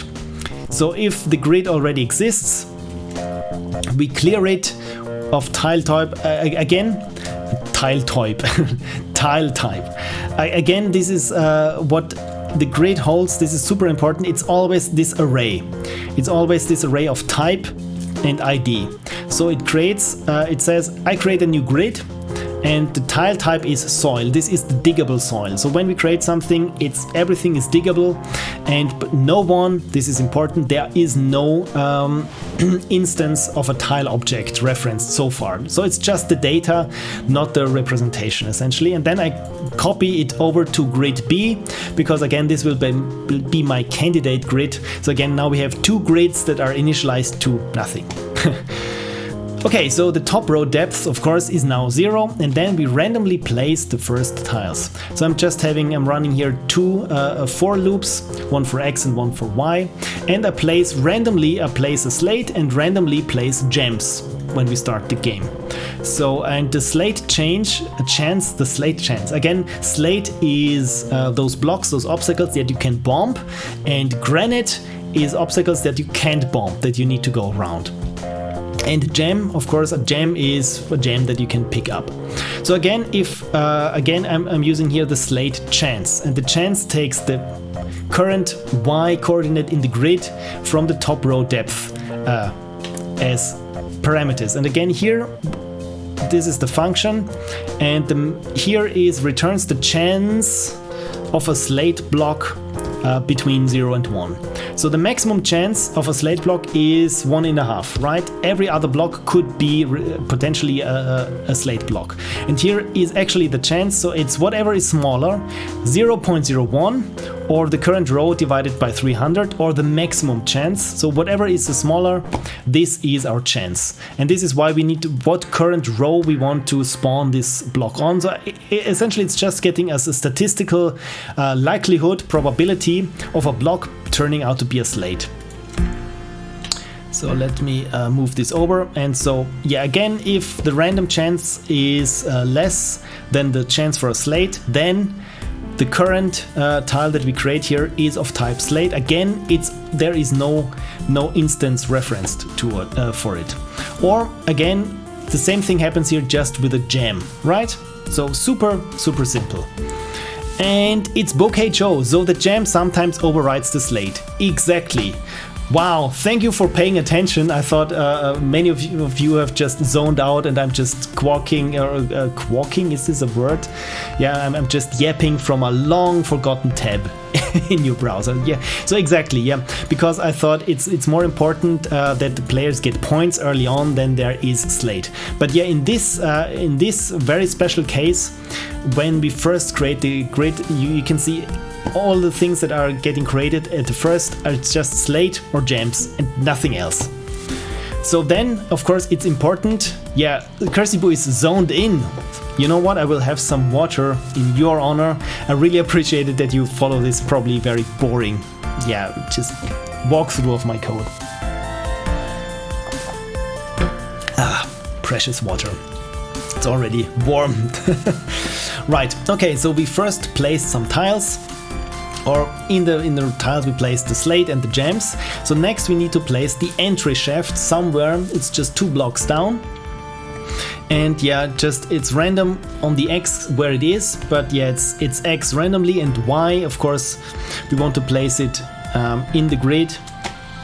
And you know what? I make a new representation of the game. So this is the game view that we have, and this is the visible grid. So I'm trying to make this super nice. It's not super nice, but hopefully just good enough to illustrate my points. Should I be making some points? And yeah, it's wonky, but it's good enough, right? So okay, again. So what we have now, we have some random, maybe this is slate, maybe this is a gem, this should be a gem, it doesn't look like a gem, and this is slate, and maybe this is already a gem here. So then we just pick a random X, maybe it's 3. So 0, 1, 2, 3, and then whatever is there, we override it here with the first one being 3 and the second one being 3. So first we create our, this is where the player's entry shaft is here, by just clearing those 2 tiles. And again, this is just, we're just manipulating the data. We haven't actually created the tiles that display the actual sprites.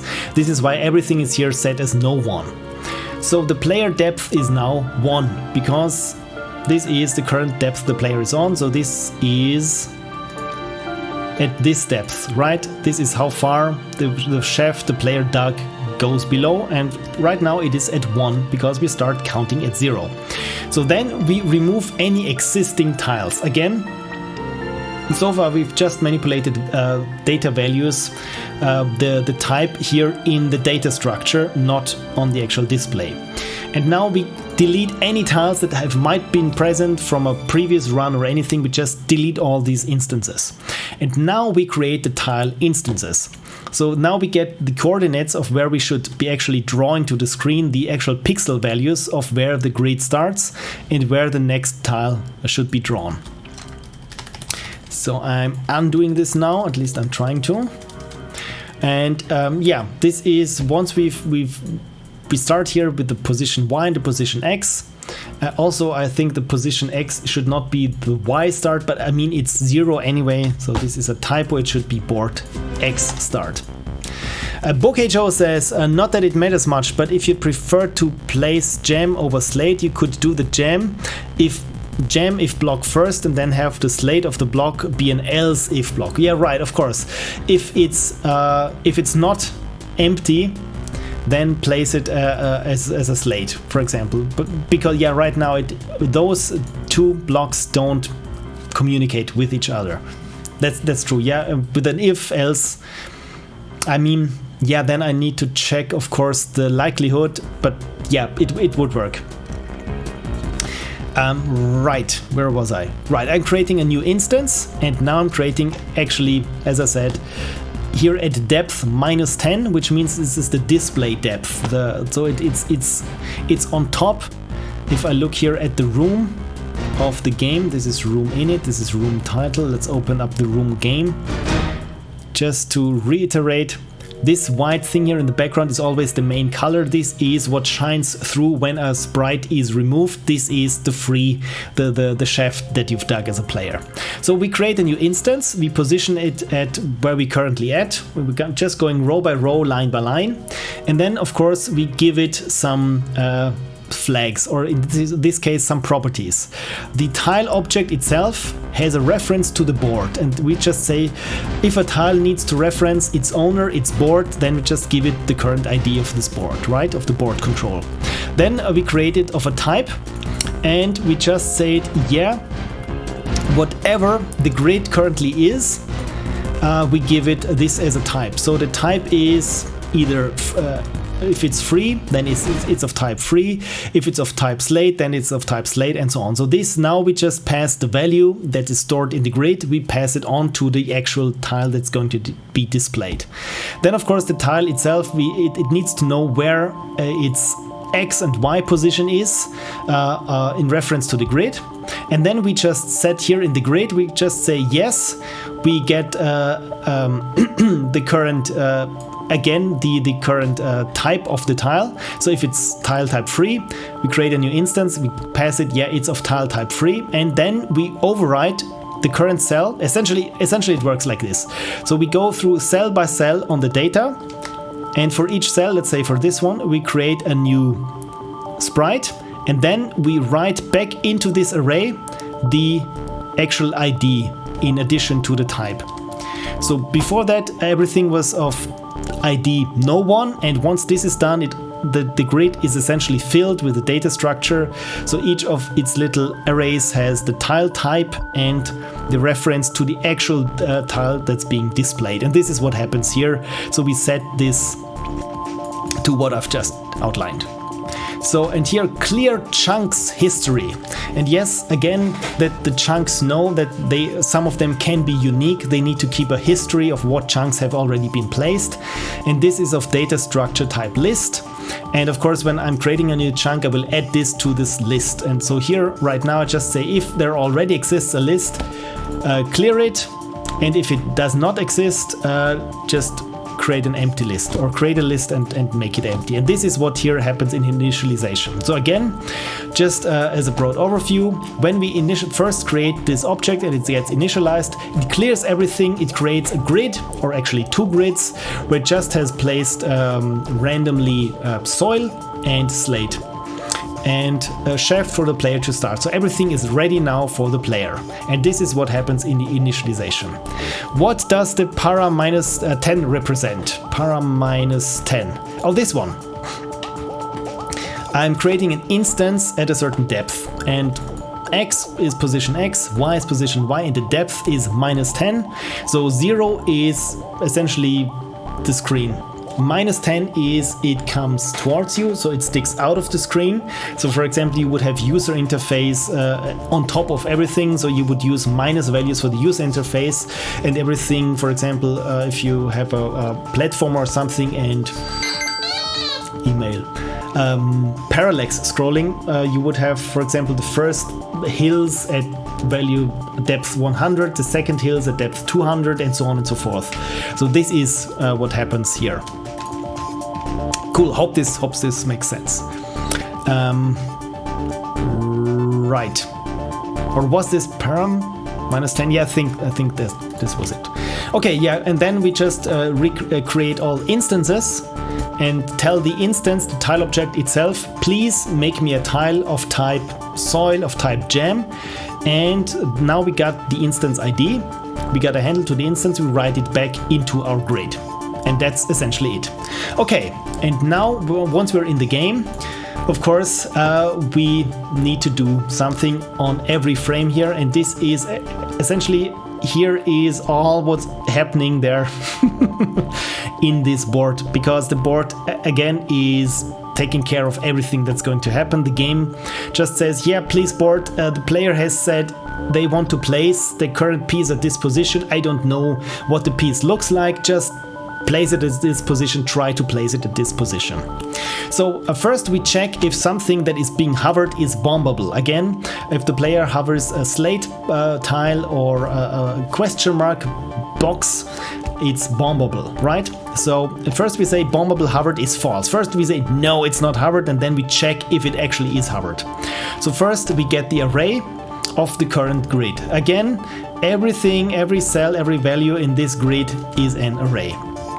So first we say if there is an array and if it exists, because we have to make absolutely sure that this is an array and it exists and it is not undefined or anything. So, and if the array, the array 0 is the type, which could be anything, and array number 1 is the actual tile. So again, array 1 means the actual tile object, and we say in this tile object is the flag is bombable true. And if it is, then we're currently hovering a bombable. So you can see that there is a lot of back and forth happening between the individual objects. So maybe it would be interesting to have a look at the tile object itself, what the properties of the tile object are, that we understand better what the board control actually is operating on. So here's object tile. And again, it is visible but not persistent. So and there again, I just have one place where I can change all the appearances. So I just setting here different sprites. So if the sprite is free, then of course it has the sprite free, which looks like this. It's just got those little edges, those little corners, right? If a sprite is soil, then it looks like this striped sprite. If a sprite is slate, then it's this sprite, and so on and so forth. You get the picture. If a sprite is a bomb pickup, it looks like this. If a sprite is plug, which means this, because I'm constructing sprites or tiles out of multiple sprites that I just layer on top, like you would in an image editing program. But we will get to this in a bit. So yeah, those are just all the references to the sprites, and I'm not using, for example, sprite gradient, because it tells me here this is only referenced once. So actually this can go out. So sprite highlight.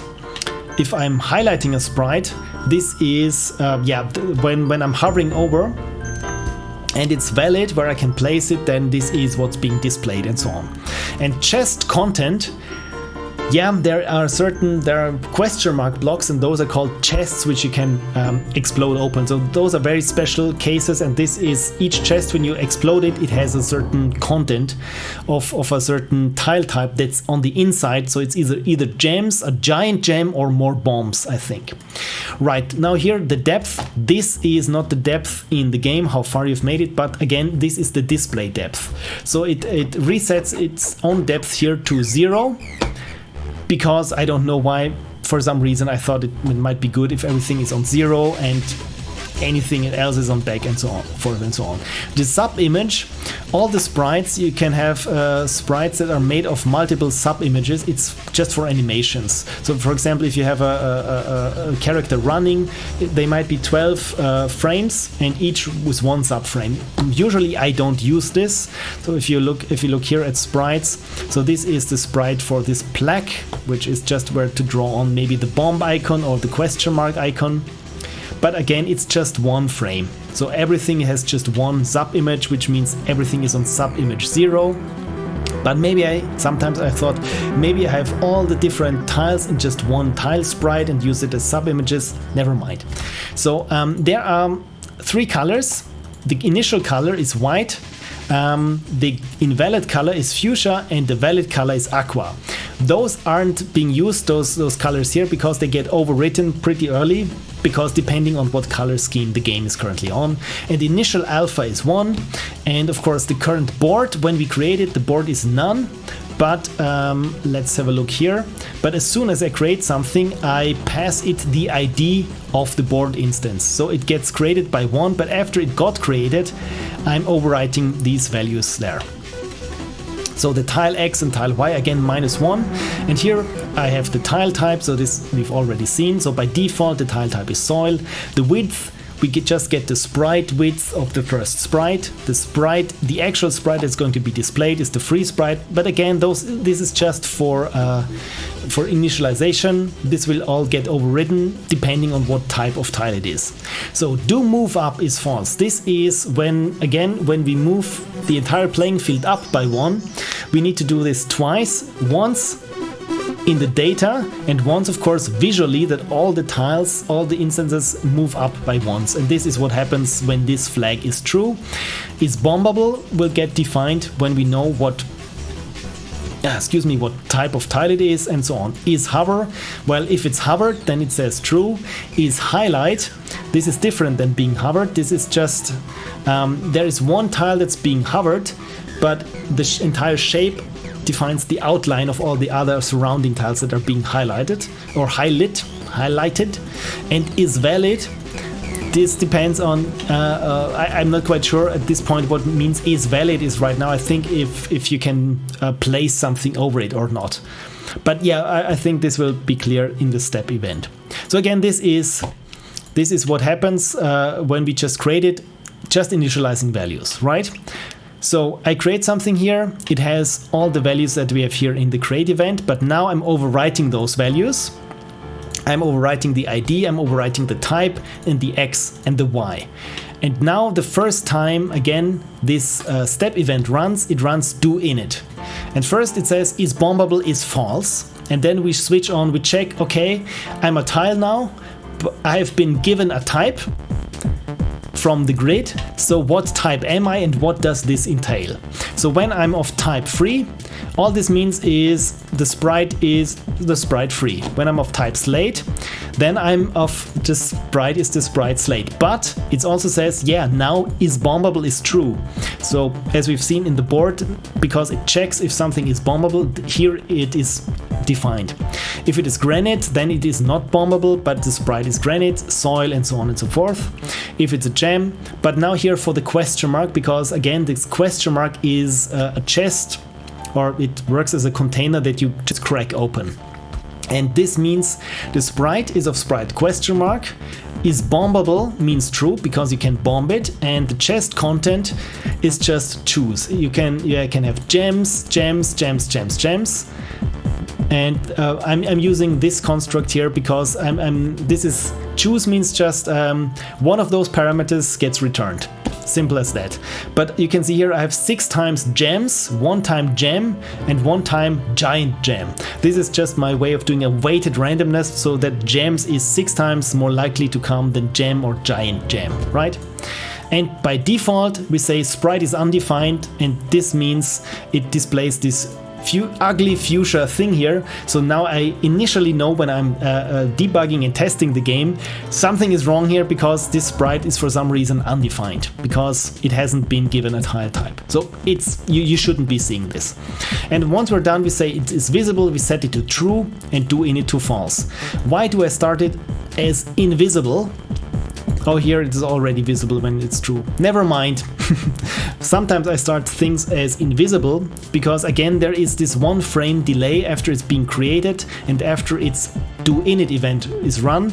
And when I'm changing here something, for example the display size, the color, it flashes for 1 frame incorrectly, and this is why I just switch it to visible once pretty much all the values have been set. Right, okay, so this just happens once per frame. The other thing happens every frame for every tile, and this is most expensive because no matter how this doesn't make sense. It matters how many tiles you have on screen or in memory at a given time, because for each tile this will be run 60 times a second. So this is important to be optimized. So first we say is hover is false. Then we check the pointer, the current pointer, the mouse pointer, where on the screen it is, and then we check it against the current tile's position and the tile width. So if the mouse pointer, or if the input control says the pointer, whatever it is, is it a mouse or is it a cursor that you move around with a thumbstick, doesn't matter. If this pointer is somewhere between where this current tile is, then it is hovered. Makes sense, right?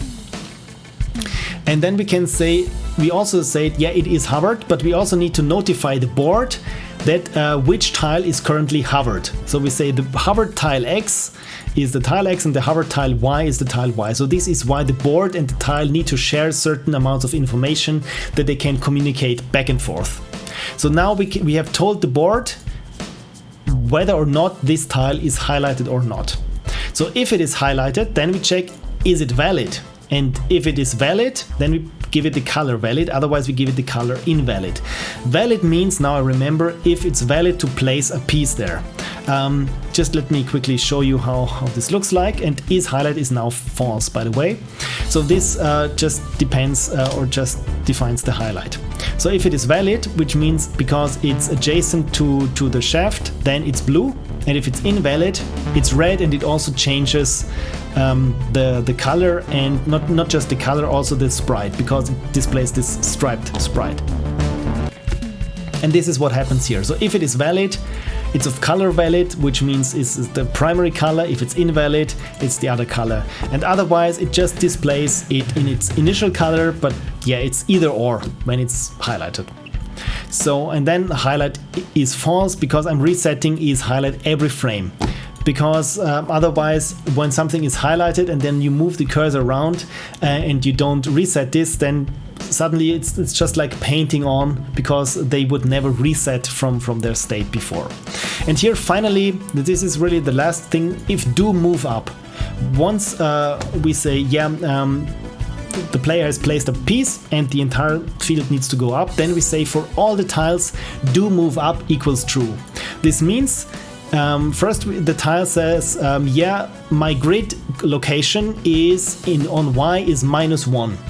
Then of course we need to move it up visually by -1. And of course we say, okay, do move up is false because this has been moved. But now if it is outside of the view, if the Y is less than the sprite height, because each tile, by the way, if I've just drawn it here, its coordinates here, its origins here on the topper left. On the upper left, not the topper left. So if, for example, if this one and the sprite height is and width is 50 on both sides. So if this here is -50 or less than -50, it means it's outside here of this view, and then it destroys itself. So nothing else has to take care of it, because the tile itself will destroy itself. And this is pretty much everything that happens here.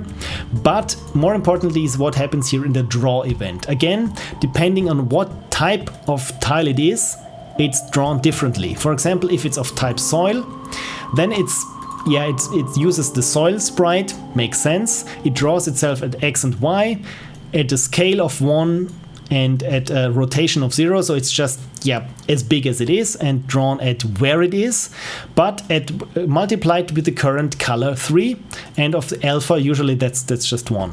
Color 3 again is the background, the gray color, that's usually gray.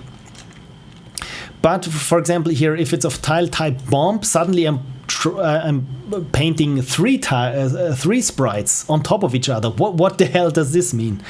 Let me show you. If I start something here with the jam, for example. So if something is of tile type jam, of course you can see the striped background, right, of the soil. It's in the background. If something is a bomb, it displays this bomb icon on the little plaque. So essentially this is what's being drawn here. So first it draws here the soil, which is where it's at. Then it draws here this little plaque, and then it draws the bomb icon. So again, just to show you here, it first draws here the soil, then it draws the plaque, and on top of that it draws the bomb icon. And all with different colors. For example, here the soil gets drawn with color 3, so that's this gray color. The plaque itself gets drawn with the current color scheme color, which is in the first case aqua blue, and the sprite of the bomb gets drawn with white, actually multiplied. It's not drawn with white, but it's multiplied with the color white, so that it always is very readable, legible. Same thing here with the question mark. Yeah, just the soil, then the plaque, then the question mark icon. If it's of tile gem, then the soil and the gem on top. If it's gems, so again here just to show you the difference, this is one gem, this is multiple gems, and this is giant gem. Not to be confused with jam, which is of the NBA sort. So yeah, this is just, it just switches on when it's visible, right? But finally here, what if there is a highlight happening? And again, a highlight means that there's this outline of the shape that you're about to place should be displayed. Now it's just one. Let's restart here. So now here with these 4 thing here. So highlight means to display not just where my mouse pointer is, right, but also where actually this thing is extending towards, right? And this is what this means, is highlight. So if it is valid, then it uses the sprite for the highlight, and if it's invalid, it uses this striped pattern, right, of a different color.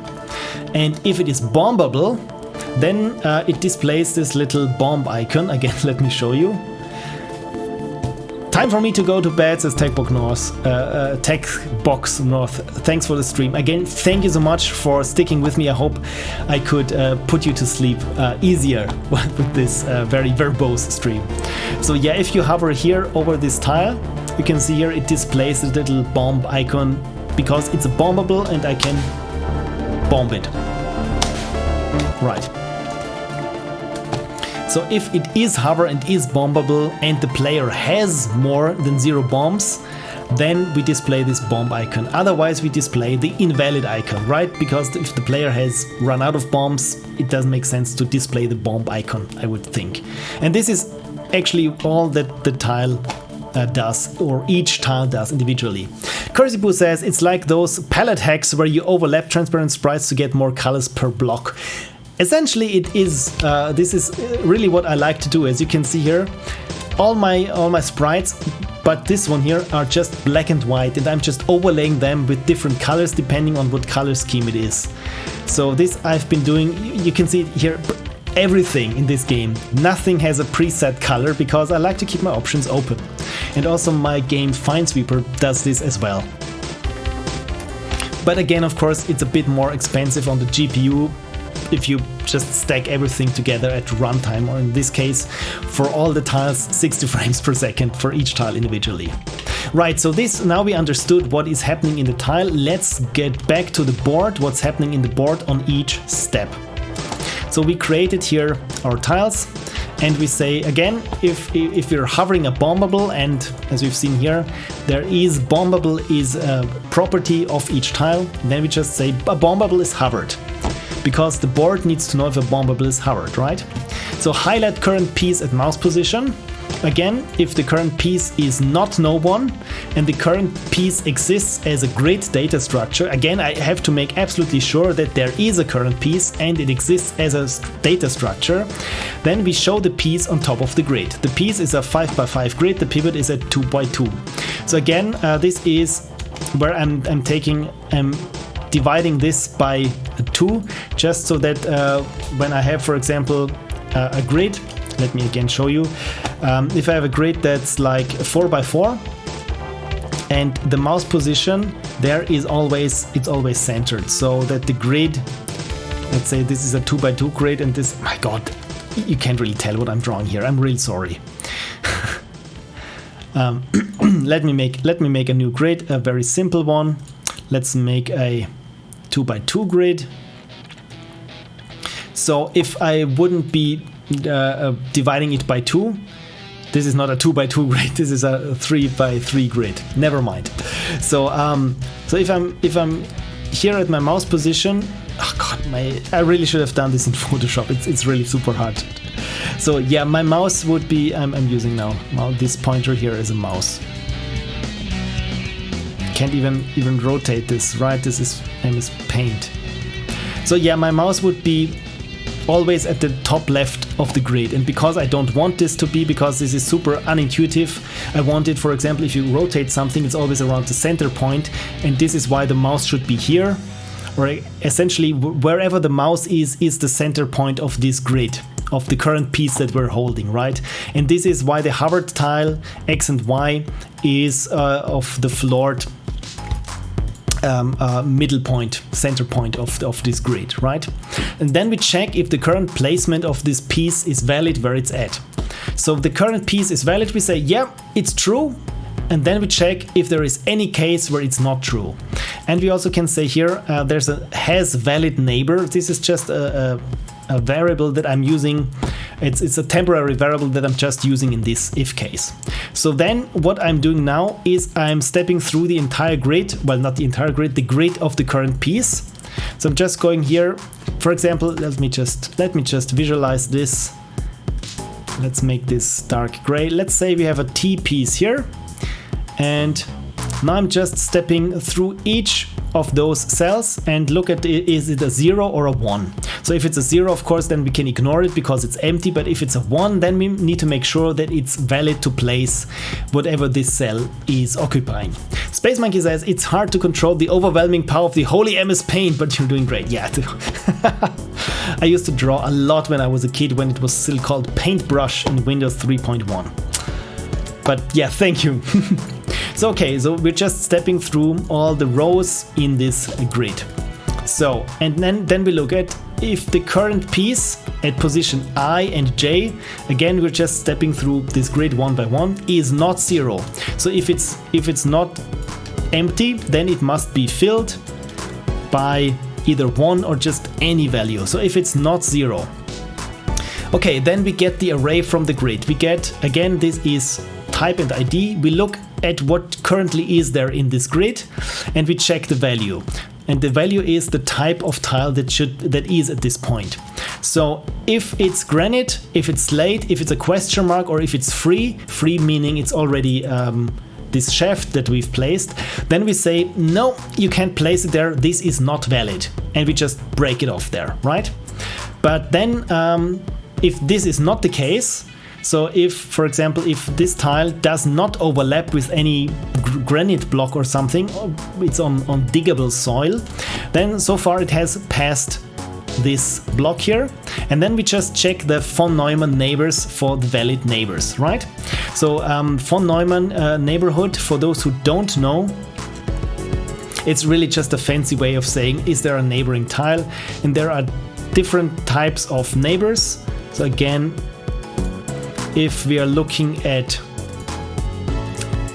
this red tile here, and the von Neumann neighbors are the ones, sorry, let me pick a different color. I can't pick a different color when I'm zoomed in, I'm sorry, so I have to zoom out. And the von Neumann neighbors are just those here. And I think the other neighbors, I have forgotten what they are called, if it's not just the 4 but also the diagonal neighbors. They have a different name. Are they Brownian neighbors? I don't think they're Brownian neighbors. But yeah, the von Neumann neighborhood is just the cardinal directions essentially. And I'm checking there, are those valid neighbors? So if this is, because again, we need to make sure, first we check if something is placeable, right? If it's not placed on something that is already occupied. But the next rule of the game is it always has to connect to what is already free, what we've uncovered so far. And this is what we're checking here. So for each tile that we're trying to place, for each cell in this grid, we check all directions if it is of tile type free. And again, tile type free is the shaft we've already dug, because again it needs to be adjacent to one of those tiles. And so if one of those says has valid neighbor is true, again it only needs to have one. So this is why I introduced this as a temporary variable here. It starts out as has valid neighbor is false, and if just one of these cells has one valid neighbor, this one has been set to true, and this is all it needs. And of course, if the current piece is not valid, then we just break, because we can say, yeah, we don't need to check if we can place it anywhere if the piece itself is not in a valid position, right? And this is how I end my. If there are many lines of conditions, then I always say this is the end of current piece, the end of for the current row, and the end of for all rows. Right, so if it has not a valid neighbor after this entire check here, after we've checked each cell in the grid of the piece, if it still has no valid neighbor, well then we can say, yeah, it's not valid. You can't place this piece here. Cursey Boo says, apparently it's more neighborhood for all 8. Thank you so much. This rings a bell. Thank you for checking it. So it's the von Neumann neighborhood if it's just 4 neighbors, and the Moore neighborhood if it's all 8. This is something to know and to show off at parties with other game designers that make grid-based games, not hexa-based games. So yeah, once we checked that this was valid, again, yeah, we really had to check it. And once this is valid, then we can do the highlight, right? And I think I've lost my way. No, this is because I folded this block in. Right, so now, again, when I'm hovering something, for each cell I'm checking, is it valid? And if so, then all we have at the end, say here, it has a valid neighbor. And again, sorry, I'm trying now to to get back to where I was. Sorry for, I'm trying to unconfuse myself. So to sum up, okay, first, when we have a current piece, for every time we move the piece around, we check whether if it's valid to place it in its current position or not. If it's valid to place it, because then we can move on. But if it has not a valid neighbor, then we can say the current piece is valid, is false, it is not valid. So, but now next thing we need to do that is independent of this is we want to highlight it on the grid. No matter if it's valid or not, the only thing that's differently is how we present it. So we always drawing here this little, or let's put a different shape here, this little corner shape here. We always drawing it there, but only if it's valid, it's being represented as those blue squares, otherwise as these red stripes, right? But we always want to display it, and this is what the next block does. It says highlight piece.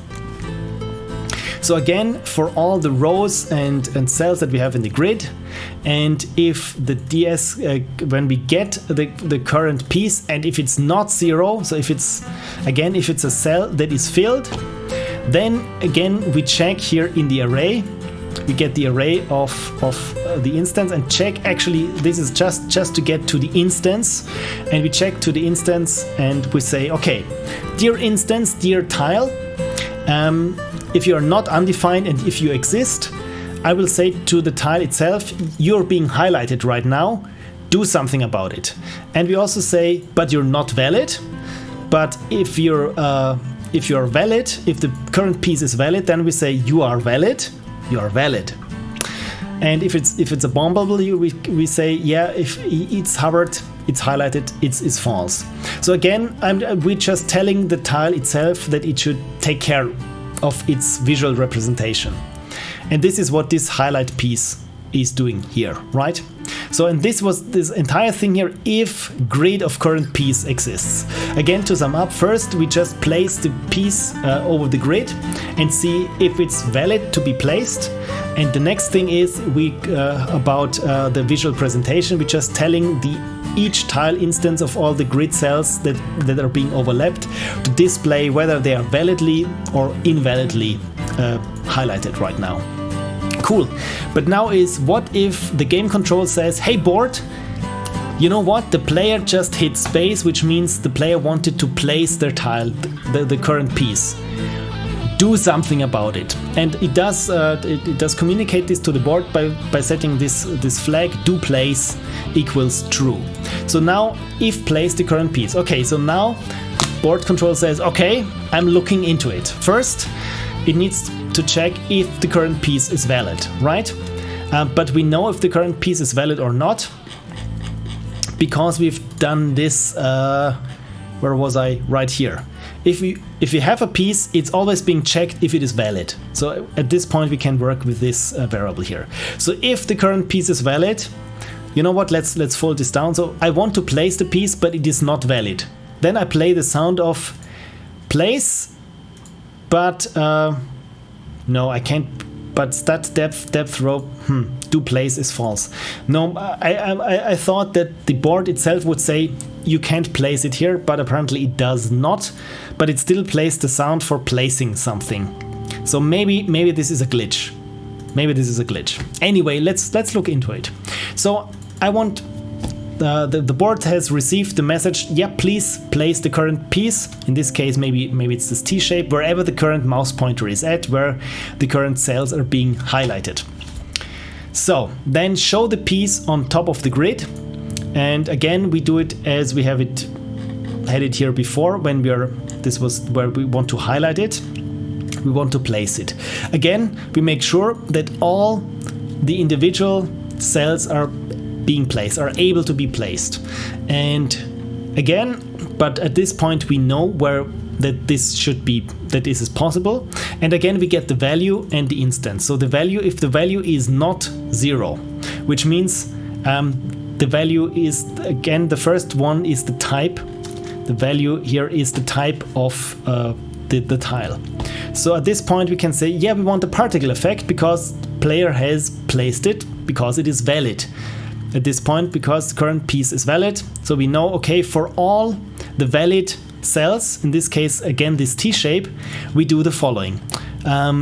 We create a particle effect, which doesn't show, essentially, because I'm placing it here at the wrong depth. So I'm trying to place it at -100, and let's see if this fixes the problem that we actually see a particle effect, or whether this was wrong.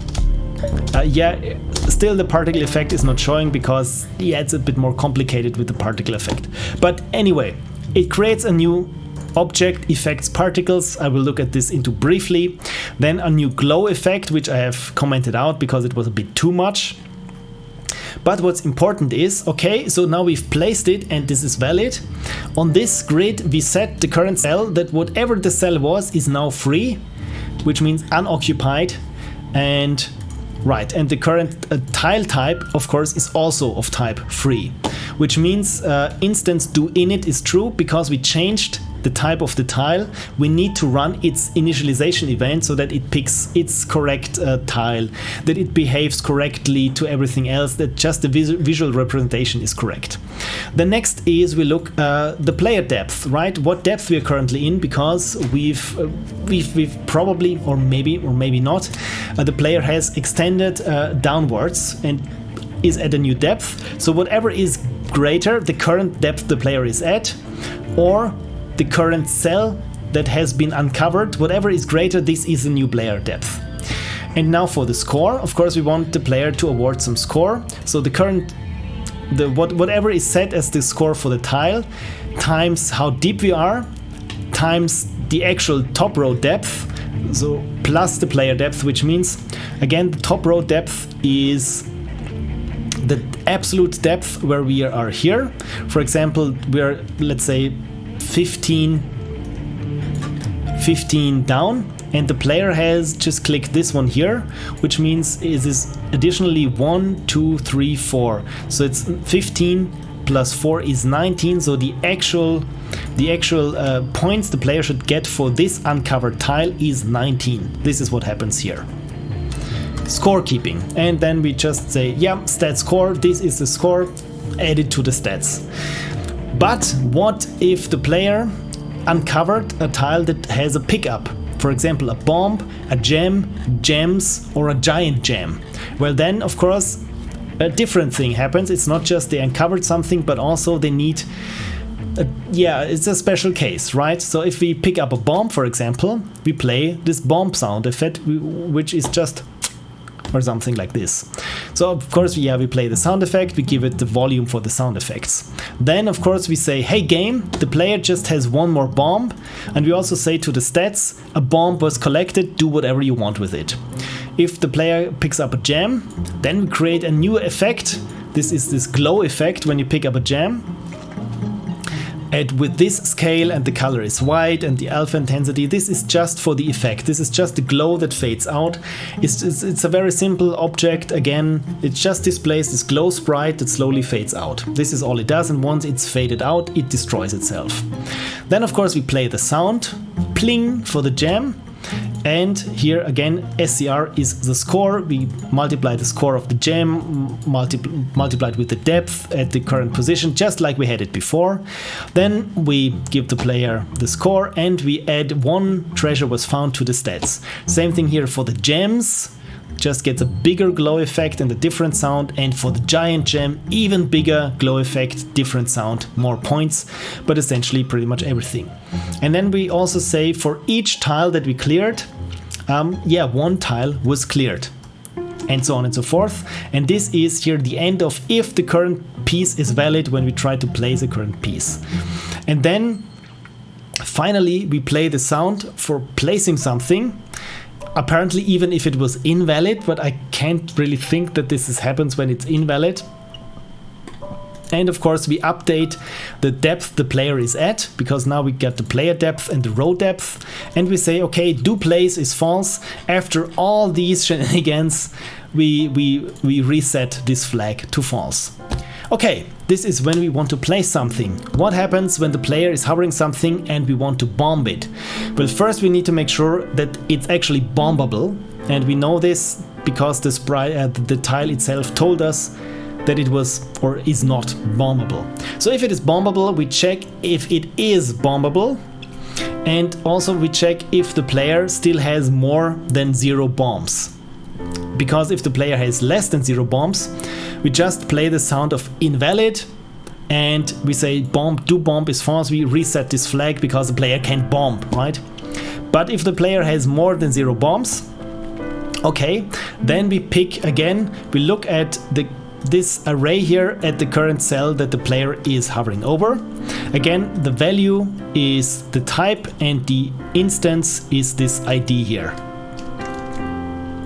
So first we create a bomb effect that is this object effects shake. Again, this is just an object itself that shakes the screen, and once it's done shaking the screen, it destroys itself. This is how I handle visual objects, visual effects essentially, that just glow or lens flares or also particles. It's just an object that creates itself, and once it's done, it destroys itself. So yeah, I created this new shake, and also I create some new particles, and here with these particles effects I also tell it, okay, you're of type particles type bomb. As you can see, I like my enums, as I've told you. So everything has a type. A tile has a different type, a game state is of an enum type, and even particles have a different type. They switch on so that I don't have to make a new object for each different type of particles. Okay, so bomb effects, it's the particles. We create a new glow effect. We tell the stats that a bomb was used. This is important. We subtract, of course, that one bomb was used, and then we look at what tile of what tile of type we just bombed.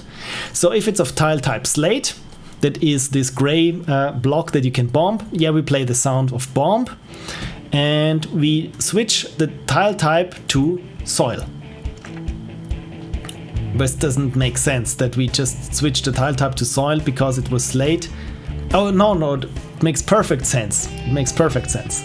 So we change the tile type. But what I didn't do was instance do init equals true, and this is, I just realized, something that was giving me a lot of problems, because of course now I need to initialize, but I need to again run the initialization on the tile because it's now of a different type. But yeah, never mind, somehow I got it to work. Next thing is, if it's a question mark, well then of course the new instance type is whatever was the chest content. So again, this was a very special case because now the tile type itself is holding, not the tile type, the tile itself is holding what the content of the chest is, and now it just says, okay, whatever was in this chest is now the tile itself. And finally, we update, of course, this is very important, we update the grid with whatever has happened. So whatever is now on this, what has been replaced, for example, now it's of tile type soil, or if it's of whatever was in this chest, oh, got an email, is now, we said, yeah, we need to store it, of course, here in the grid as this array again. So this is instance type and the instance itself. And then of course we reset the instance. Okay, so now look at this, I'm doing it here, do init, so no need to do it here because I was clever, and no matter what I exchange it with, it's always good to reinitialize just the display. So is it hovered? No. Is it being highlighted? No. Just reinitialize it because it's being resetted, because this is a new tile essentially. So end of is valid and is player has bombs, and if not, again, we've looked at it, yeah, the player doesn't have a bomb, they can't bomb this thing. Right, so we've looked at what the board does when the player has a current piece, what happens when the player tries to place the current piece, or what happens when the player wants to bomb something, when the player is hovering something that they can bomb, is bombable equals true. So, and now this one here is called advance, and this is triggered again by the game control when the game says, okay, so now we're at a certain depth. Kersibu says, I guess bug is still out there somewhere. I'm sure there is. There are so many bugs in this game. So yeah, when the player has placed something, then we say go deeper, because now we need to advance everything.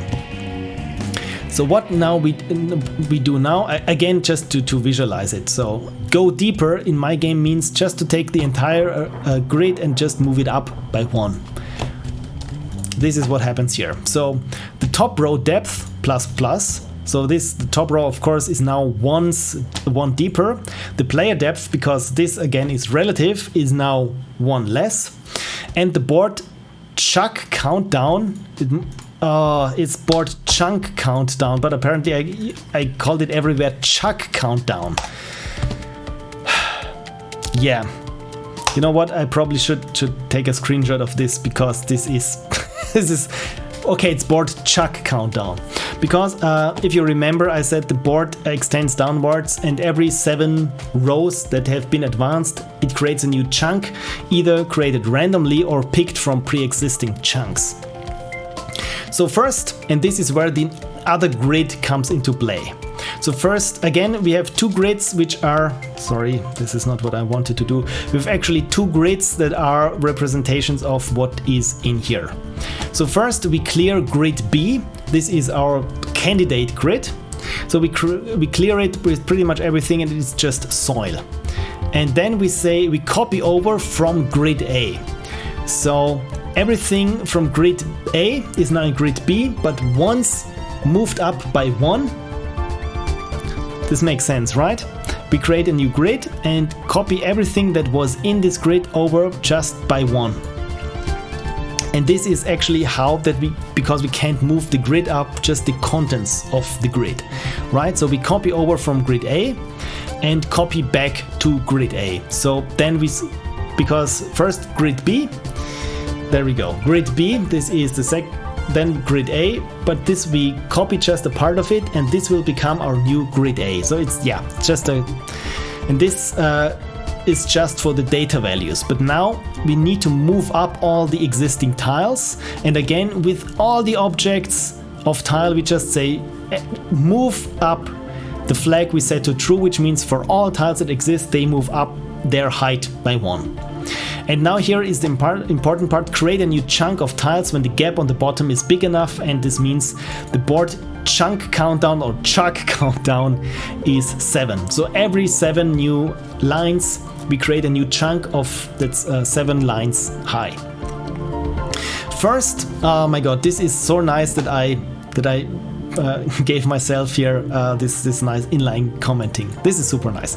So first pool all chunks that we could be using, right?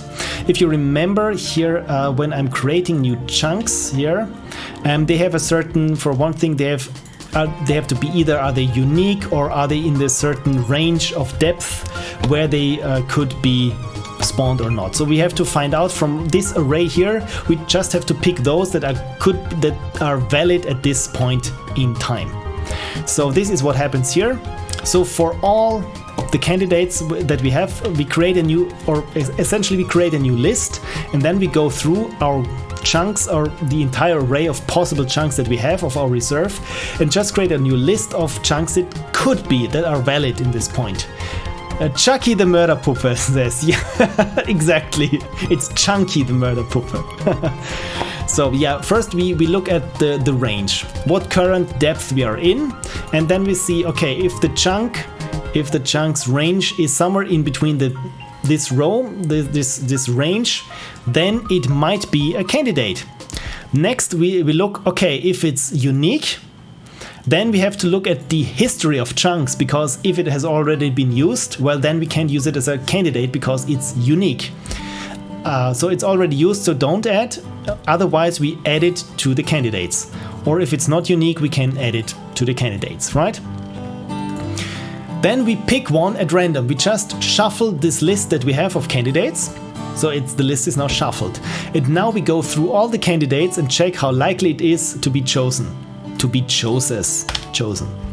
So again, we say here procgen equals true. This means the fallback, if the chance is not high enough, this means, okay, if we don't pick something from our candidates, the next 7 rows will be just created randomly, procedurally generated procgen, right? So for all the size that we have for all our candidates, we just go through the list one by one, and we say, okay, if the random chance of this one is less than the chance, this chance here, of this chunk showing up, right? And it just goes through it one by one randomly in a random order. And if it is, then we say, okay, procgen is false, we don't procedurally generate this chunk, but we create a new grid. As we've seen this grid structure, we've seen it here for the entire board, we've seen it here for just the current grid, the current playing piece that you have, and also the chunk here, the new chunk that's about to be created, is also a grid, implemented as a grid. So here, and we create a new grid, and then we say parse chunk. And what does parse chunk want as, let me zoom out here, as properties? It's the chunk and the row. So the chunk again is here one of those structs in our array of chunks, and the row is the current depth that we are, right? Because this is important again, as you've seen, because there are some values or some tiles that are a question mark, which means those get randomly chosen. And as I've seen before, randomly chosen means there's a certain statistic depending on how deep this tile is. And this is why also the parse chunk needs to know how deep we are currently in, because it then uses this for the likelihood of something that's a question mark to turn out to be either an obstacle or not an obstacle. So let's have a look at parse chunk, at this wonderful function here. And again, if chunk is an empty string, we return with no one. And once no one is returned, this thing here, if chunk grid exists and is of type dsGrid, because then it is not of type dsGrid and is not valid. So because this could sometimes happen. So again, I'm showing just myself here a message that says parsing chunk, and then the chunk name at row and so on and so forth. So again, let's have a look at the chunk itself. This is my wife who says she's not going to be a party pooper, but she needs to go to bed. So I think I won't be finishing with this code review in this session, because I want to see her still today. But yeah, I'm trying to wrap this up rather quickly, essentially. So again, The first two actually in this case don't make any sense, that they are the size, because the size is defined by width and height, so actually it's in this struct of JSON there. And now where do I have it? Get color scheme. No, I've completely lost my way. Close all but this. Yeah, I gotta go to see you around. Yeah, thank you for sticking with me. I'm really sorry that I thought I would be over with this much faster. So I'm really trying to wrap this up. So again, yeah, when I'm choosing a chunk, again it just parses the chunk, this string here, and returns essentially just a part of a grid, and then it places this grid at the bottom of the new grid that we have. And then we have an entire new grid, and of course then we recreate or create instances for the new tiles there. And yeah, it always takes longer. Exactly, it does. But yeah, oh my god, look at this. This also looks like game design here. It's it's so many grids and tiles and everything. But essentially this, I don't think there is much more anyway to this actually, because if we look here at the board again, yeah, we were here at the bottom, right? So we go deeper. When we need to place a chunk, then we create a chunk or place a chunk. Yeah, and this is just some stand-in stuff. Or we generate one procedurally, which also just generates 7 random rows, right? And yeah, just says now create the instances for everything, and this is essentially what happens there in the board, right? And to finish off, so this is what happens at each frame there when we're in the game. If the board exists and the player depth is less than 0, which means we've run out of room, then we switch over to fail once.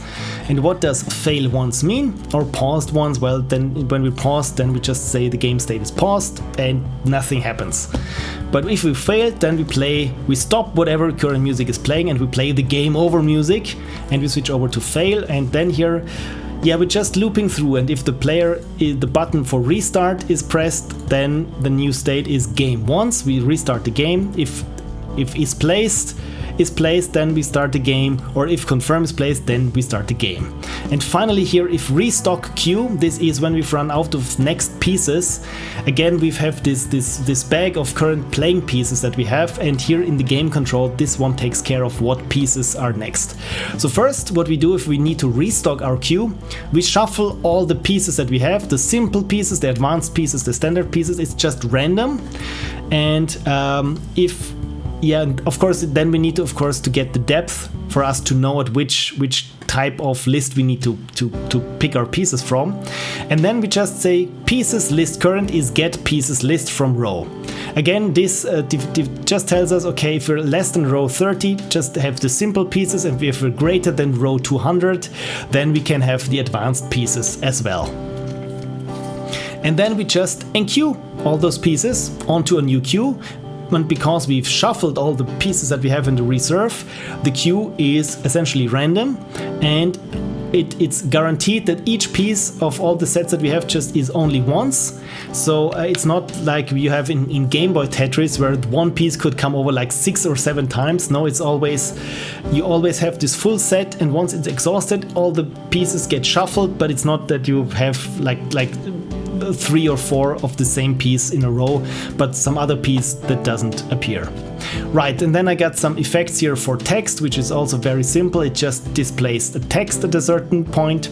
The screen shake just looks at what the current view is, and then just moves the view around like this. Then particles, of course, particles, big thing here. This is how the particles look like. So I got different particles for bombs, or particles for when you open up just free space, which doesn't show. And of course here is my glow, which just displays this glow sprite at a certain size, and if it has a parent, it displays it at the parent's coordinates, and if it says do fade out, it fades out over a certain time, and if the alpha is less than 0, it destroys itself. And essentially, yeah, this is Descentris, and as you've seen, it has to do a lot with handling DS grids and looking at this small array, and yeah, essentially just being all over the place. But yeah, let's better be safe than sorry. And this was again a very hasty stream towards the end, but I hope if for those of you who are following this stream or watching it when they want to make sense of my source code, I hope this helped you somewhat with finding out what actually is the matter and why I did things how I did them. Cool, okay, my voice is going anyway. Again, I really appreciate you sticking with me. I think even 6 viewers, this is 5 more than I would have anticipated, so thank you so much for sticking with me in this very boring stream. One announcement I have to make, the next week I won't be streaming, and yes, this is the first time that I know it 1 week in advance and not like 1 day before it. So yeah, I have to see some family now that Corona is slowly everything is getting back to normal, and I'm getting my shot on Tuesday. No, it's Wednesday. Woohoo! Finally, it's my second shot, and then things are going to start going back to normal. So yeah, next Sunday, no stream.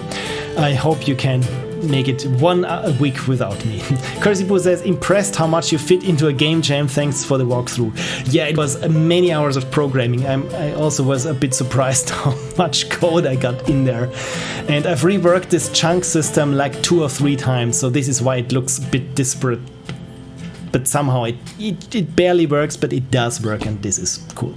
So again, Cursipu, thank you so much for sticking with me. I raise my water glass in your honor because I've been sweating pretty much this out anyway. And I say have a great week. Again, really appreciate for everyone who's been watching this and following the streams and so on. I hope you have a great week and see you in 2 weeks. And until then, the Ultimate Unicorn beats Phil's Tetris high score. I can't take this, so I really have to get back and beat my own high score again. All right, cool. So let me find the button on my stream deck that I'm not making a fool of myself, and then say goodbye, and then just switch over to a different view of my face. So and Commander Stitch, great work. Thank you so much, Commander Stitch. Also really do appreciate it. All right, have a great week, and yeah, very much looking forward to the next stream with all of you great people. Cheers.